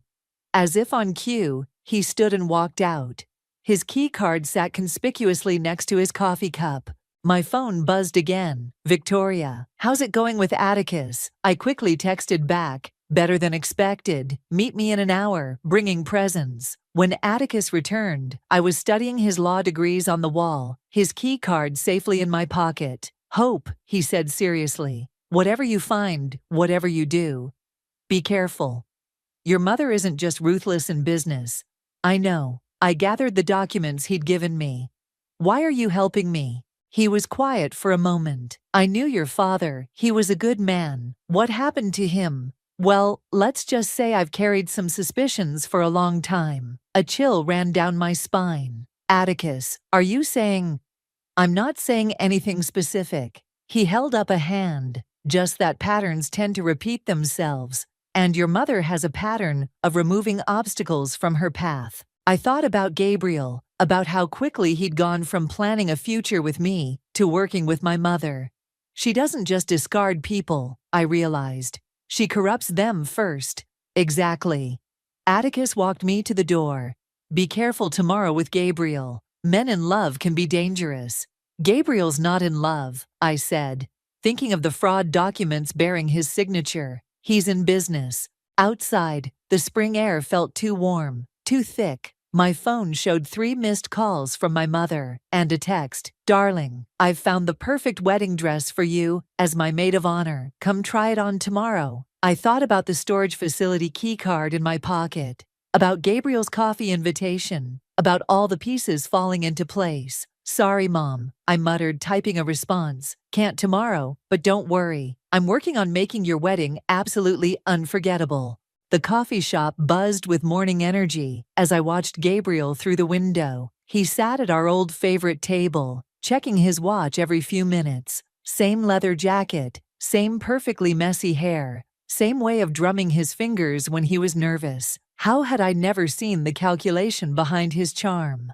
Remember the plan? Victoria's voice crackled through my earpiece. She was parked across the street, ready to head to the storage facility the moment I had Gabriel distracted. Keep him talking, get him comfortable. I adjusted my hidden phone recorder and walked in. Gabriel's face lit up when he saw me, and for a split second, my resolve wavered. Hope! He stood, pulling me into a hug that felt both familiar and wrong. You look amazing. Thanks. I sat down, noting the coffee he'd already ordered for me. Oat milk latte, just how I liked it. So do you. Mom's keeping you well. He had the decency to flinch. I know this is awkward. Awkward? I stirred my coffee. Finding out your boyfriend of 6 years is marrying your mother. That's a bit more than awkward, don't you think? It just happened, he said, reaching for my hand. I pulled back. We never meant to hurt you. Tell me something. I leaned forward. When did it start? Really? He shifted uncomfortably. Hope? I deserve to know, Gabriel. Was it when you started working for her company? No, it was. He paused, choosing his words carefully. The investment opportunities came first. Your mother has an incredible mind for business. And for other things, apparently. I forced a smile. Those property deals must be paying off well. His expression changed slightly. What do you know about the properties? Only what Mom's mentioned. I shrugged. She's always bragging about her latest acquisitions, like that riverside development? Gabriel relaxed visibly. Right, of course. Listen, Hope, I know this is all complicated, but I'm hoping we can move past it. Your mother really wants you at the wedding. Victoria's Inn, came the whisper through my earpiece. Storage unit located. I took a sip of coffee. Tell me about the wedding plans. Mom said it's at the Grand Plaza. Everything top of the line. He grinned. You know your mother, only the best will do. We're even flying in some guests from overseas, business partners. Lots of documents, Victoria murmured in my ear. Holy shit, Hope. There are offshore account details here, and something about your dad's old company. I kept my face neutral as Gabriel talked about flower arrangements and menu selections. My phone buzzed, a text from Javier. Need to talk, urgent, about your mother. Finding something interesting, Victoria whispered. Looks like medical records. Gabriel. I interrupted his monologue about wine selections. Did you ever wonder why Mom was so quick to hire you? To trust you with such big accounts? He frowned. What do you mean? Just that she's usually more careful about who she lets into her inner circle. She saw my potential. His tone turned defensive, unlike some people. Hope? Victoria's voice was tense. You need to see these papers about your dad. Get out of there now. I stood abruptly. This was enlightening, but I should go. Wait. Gabriel grabbed my wrist. What's really going on here, Hope? I met his eyes. You tell me, Gabriel, how many shell companies are you managing now? His grip tightened painfully. Be careful, he said softly. You're playing with things you don't understand. I yanked my arm free. Actually, I understand perfectly. Say hi to Mom for me. Outside, I practically ran to Victoria's car, my heart pounding. She sat in the driver's seat, surrounded by photographs and documents. Hope, she said, her face pale. These records, they're about your father's death, the medical reports, the timing of certain transfers. It wasn't a heart attack. My world tilted sideways. What? There's more. She handed me a stack of papers. Gabriel's been involved with your mother's company longer than we thought. Way longer. Look at the dates. I flipped through the documents, my hands shaking. These go back 2 years before he met me. He didn't randomly ask you out at that coffee shop. Victoria said quietly. He targeted you. They planned it all. My phone buzzed again. Another text from Javier. Your mother knows you're digging. Watch your back. Then another message from Gabriel. We should finish our conversation. Come to the house tonight. What do we do now? Victoria asked. I thought about Gabriel's threat in the coffee shop, about Atticus's warnings, about my father's suspicious death. We go deeper, I said. And we make sure we have backup copies of everything. Hope. Victoria hesitated. This is getting dangerous. It was always dangerous. I pulled out my phone and texted Javier. Meet me, 1 hour, bring everything you know. Then I texted Gabriel back. Sorry, busy tonight. But don't worry, I'll definitely see you at the wedding. Victoria started the car. Where to? First, we scan these documents. Then we meet Javier. I looked at the medical records about my father. It's time to find out just how far my mother will go to get what she wants. Javier never showed up for our meeting. Instead, I got a text. Your mother's here. Can't talk. Destroy this message. This is bad, Victoria said, pacing my living room. Really bad. My phone rang. Mom's number. I put it on speaker. Darling. Her voice was silk smooth. I just had the loveliest chat with Javier. He seemed quite anxious about something. You wouldn't happen to know why, would you? No idea. I kept my voice light. Maybe he's stressed about his wedding toast. I could hear her smile. Why don't you come over for dinner? We can discuss the wedding. Gabriel's cooking. Victoria frantically shook her head. Sorry, Mom. Deadline at work. Interesting. Papers rustled in the background. Because I just spoke with your editor. He mentioned you've taken some time off. Something about a personal investigation. My blood ran cold. Since when do you talk to my editor? Oh, sweetheart, I talk to everyone. Her tone hardened slightly. Now, about dinner. Actually, I said, making a sudden decision. You're right. Let's talk. But not at your house. Meet me at Riverside Park, by the fountain. 1 hour. A pause. Just us. Just us. After hanging up, Victoria grabbed my arm. Are you insane? You can't meet her alone. I'll be in public, I said, pulling out my recorder. And I need to know how much she knows.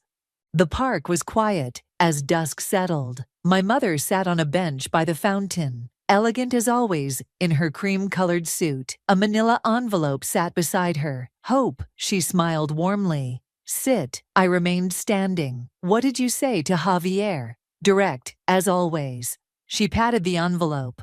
Just like these interesting documents you've been collecting. Did you really think I wouldn't find out? Did you really think I wouldn't investigate? I countered. After what you did? What I did. She laughed softly.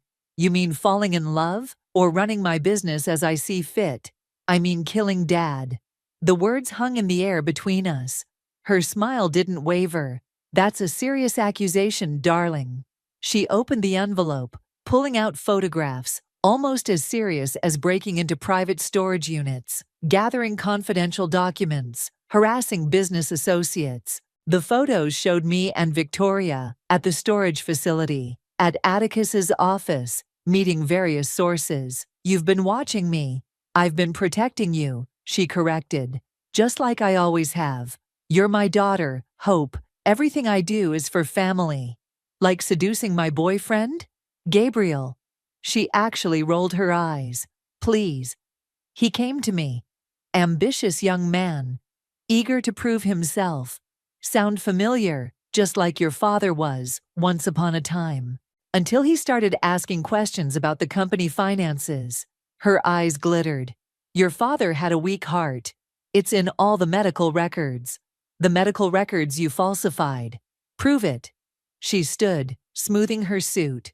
Oh wait, you can't. Because all your evidence? She dropped the envelope into the fountain. It's amazing how quickly paper dissolves in water. I smiled. You think those were the only copies? For the first time, her composure slipped. What? I learned from you, Mom. Always have backups. I pulled out my phone, showing her the screen. Like this recording of our entire conversation. She moved faster than I expected, reaching for my phone. I stepped back. It's already uploaded to the cloud, I said, along with everything else, the fraud documents, Dad's real medical records, the offshore accounts, even your conversations with Gabriel from before you set him up to date me. You're bluffing. Try me. I met her eyes. You taught me well, Mom. Never go into a fight without ammunition. She studied me for a long moment. What do you want? Originally, to stop your wedding. Now? I stepped closer. I want justice. For Dad. For everyone you've hurt. I could destroy you, she said softly. Your career, your reputation. You could try. I showed her another file on my phone. But then these documents go straight to the FBI. Your choice. She sat back down, suddenly looking older. You'd really do that to your own mother? You'd really kill your own husband? Steal your daughter's boyfriend? Ruin countless lives for profit? It's business, Hope, nothing personal. Well, this is personal. I turned to leave. See you at the wedding, Mom. I hear green really is my color. Hope, she called after me. You're making a mistake. I looked back at her, sitting alone by the fountain in the growing darkness. No, Mom. For the first time in my life, I'm not.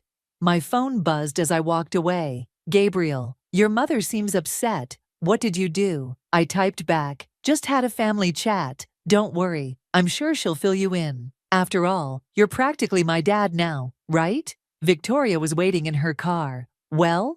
She's scared, I said, buckling up. And she should be.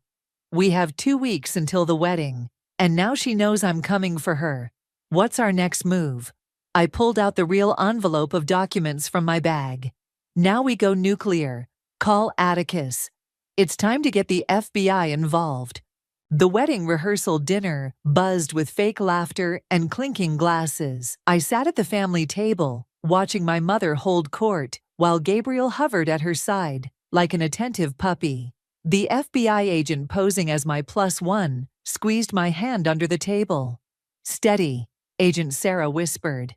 Everything's in place for tomorrow. I nodded, taking another sip of champagne. The past week had been a whirlwind of secret meetings, wiretaps, and carefully planted evidence. Atticus had come through with everything the FBI needed to build their case. Hope, darling, my mother's voice carried across the table. You've barely touched your food. And who is your lovely friend again? Sarah, I smiled. We worked together at the paper. How nice. Mom's eyes narrowed slightly. Though I thought I knew all your colleagues. Gabriel leaned forward. Speaking of work, Hope, your editor mentioned you've been working on quite the story. Anything we should know about? Oh, I shrugged. Just following the money. It's amazing what people think they can hide these days. The champagne glass in my mother's hand trembled slightly.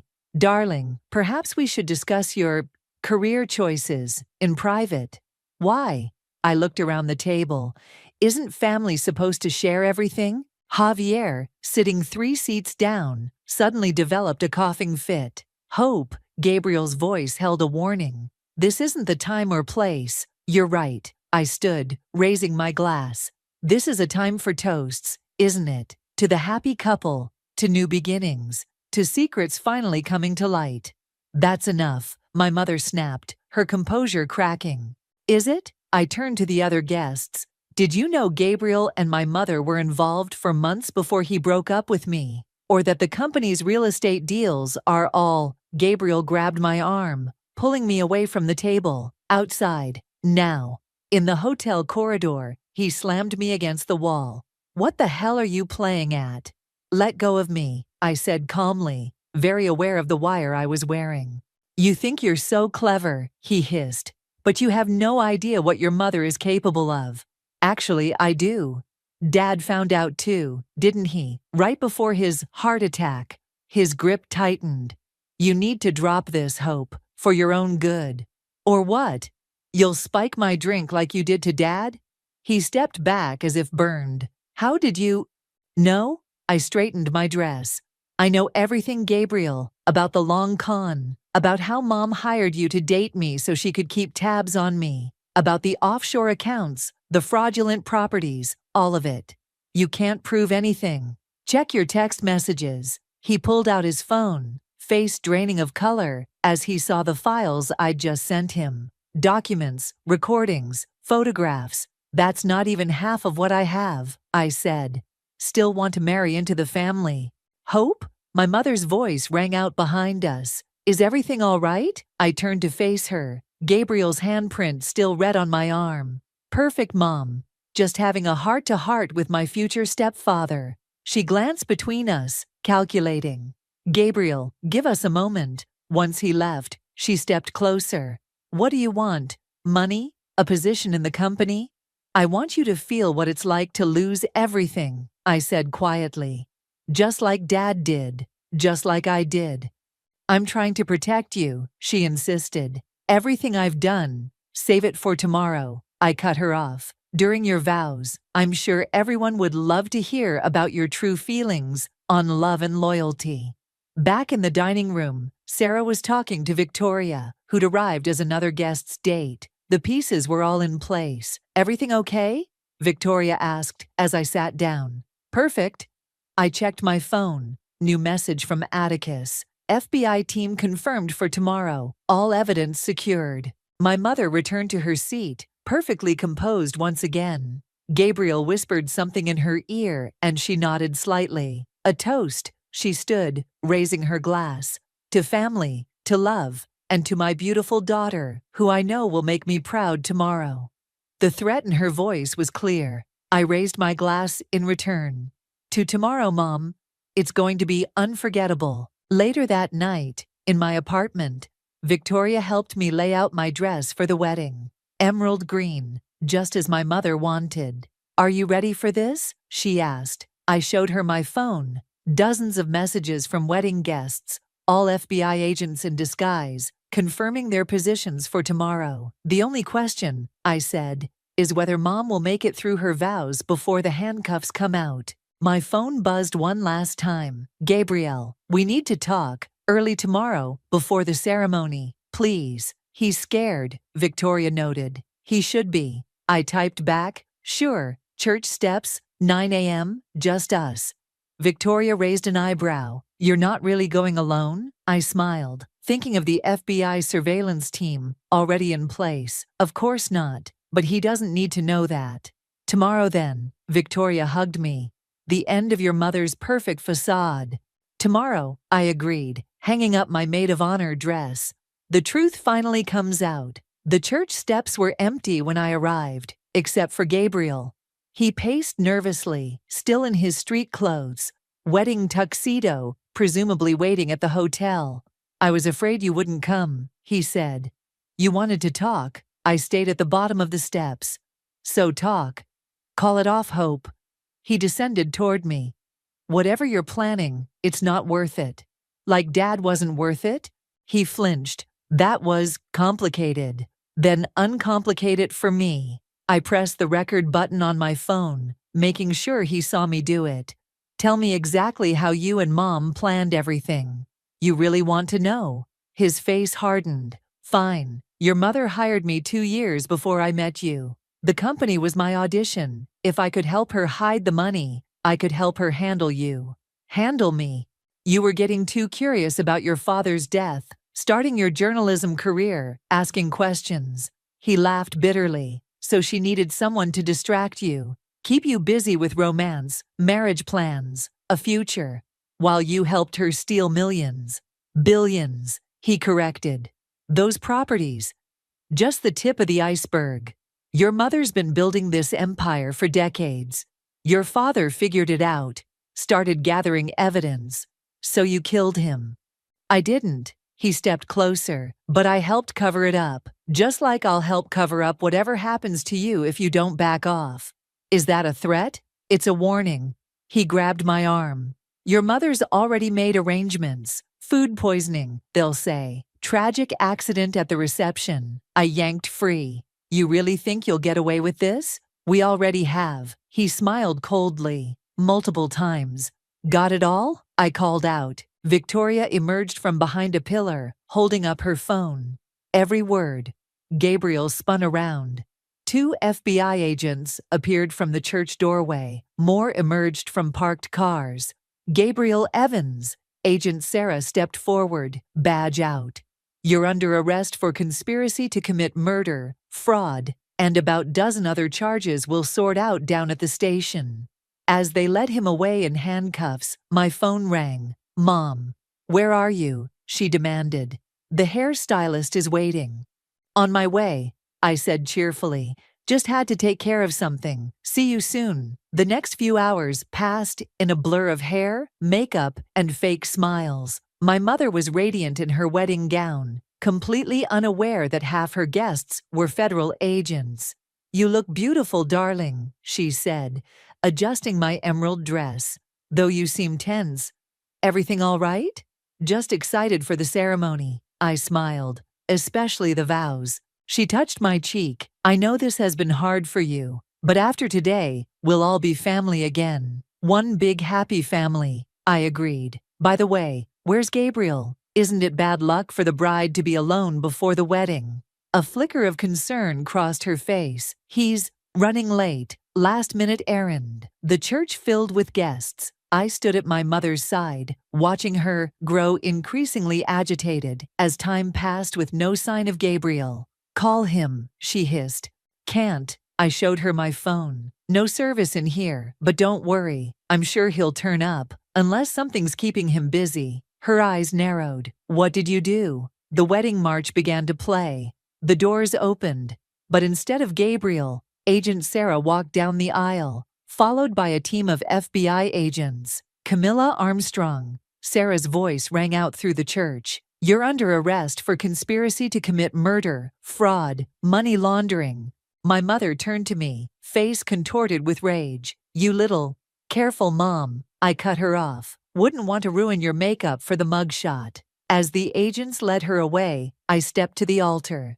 Ladies and gentlemen, I'm afraid there's been a slight change of plans. But don't worry, I've prepared a speech. I pulled out a stack of documents. Once upon a time, there was a woman who would do anything for power, including murder her husband, steal billions of dollars, and manipulate her own daughter. This is the story of how she finally got caught. The real guests sat in shocked silence as I laid out everything. The fraud, the murder, the years of deception. Victoria recorded it all, live streaming to her news website. Mom always said everything happens for a reason, I concluded. I guess she was right. Because without her betrayal, I might never have discovered the truth. So thank you, Mom. This wedding really was unforgettable.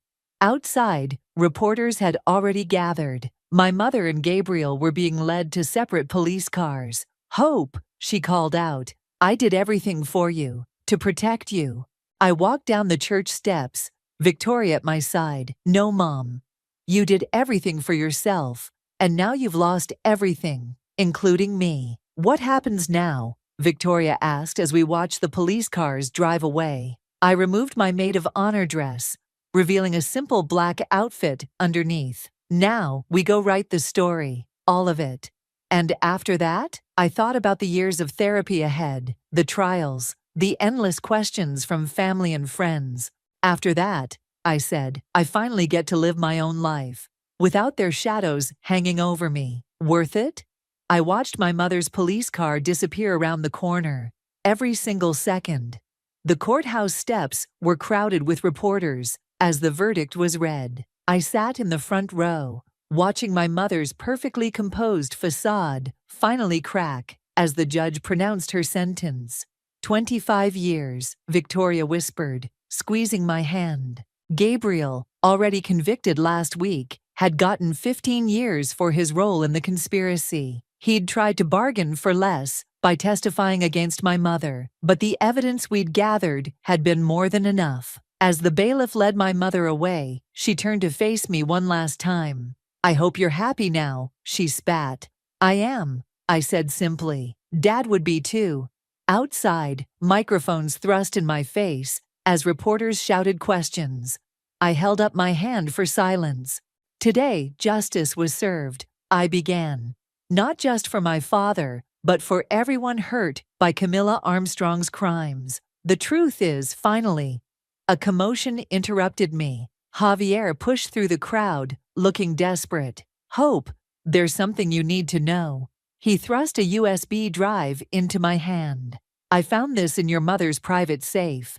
It's about your father's company. There are more people involved, bigger names. Victoria grabbed my arm. Hope, look. A black SUV had pulled up to the curb. Two men in suits stepped out, reaching into their jackets. Inside, now. Agent Sarah appeared beside us, badge out. She hustled us back into the courthouse as shots rang out. In a secure room, surrounded by FBI agents, I plugged in the USB drive. Files populated the screen. Offshore accounts, shell companies, photographs of powerful people at secret meetings. This goes higher than your mother, Sarah said, scrolling through the documents. Way higher. Politicians, judges. They tried to kill us to keep this quiet, Victoria noted. I thought about my father, about how deep he must have dug to uncover this web of corruption, about how it had cost him his life. So what do we do? Javier asked. I pulled out my phone, dialing my editor's number. We publish, all of it, right now. They'll come after you, Sarah warned. They already are. I met her eyes. But I'm not hiding anymore. Victoria pulled out her laptop. I'll start uploading to every major news site. They can't stop us all. For the next few hours, we worked frantically, releasing documents, connecting dots, exposing names. My phone buzzed constantly, with messages from other journalists, whistleblowers, more witnesses coming forward. Hope, Victoria called out, you need to see this. She turned her laptop to show me a video playing on a news site. My mother, being led to prison transport, was speaking to reporters. My daughter thinks she's won, she said, looking directly into the camera. But she's just like me, ruthless, determined. I taught her well. I closed the laptop. She's wrong. I'm nothing like her. No, Victoria agreed. You're better. You fought for truth, not power. My phone rang. Atticus. Hope, I've arranged protection for you. Safe house. New identity, if needed. No, I cut him off. I'm not running. I'm finishing what my father started. By nightfall, the story had exploded. Armstrong scandal trended worldwide. More arrests were being made. The truth was spreading faster than anyone could contain it. In the FBI safe room, I watched the coverage with Victoria and Javier. What happens tomorrow? Javier asked. Tomorrow, I smiled. Tomorrow we keep digging, keep exposing, keep fighting. They'll never stop coming after you, Sarah cautioned. Good. I pulled up a new document on my laptop, because I'm never going to stop coming after them. Victoria raised an eyebrow. What are you writing now? My next story. I showed her the title. Beyond the Armstrong Scandal, the hidden web of corporate corruption. Your mother said you're just like her, Victoria mused, determined to win at any cost. The difference is, I said, beginning to type, I'm not doing this for power or money. I'm doing it because it's right. My phone buzzed with a message from an unknown number. I opened it to find a photo. My father's old desk at his company, with a note in his handwriting. The truth always comes out. Dad knew, I realized. He knew they'd kill him, but he kept investigating anyway. Like father, like daughter, Victoria smiled. Outside the courthouse, the sun had set on the day that changed everything. But for me, it felt like dawn. The beginning of something, not the end. Ready to get back to work? Victoria asked. I looked at my laptop, at the story waiting to be told, at the truth waiting to be revealed. Always, I said, and began to write. Because that's the thing about truth. It doesn't end with one story, one trial, one victory. It keeps going, keeps demanding to be told, keeps fighting to come into the light. And I would be there to tell it, one story at a time, until every shadow was exposed to the sun.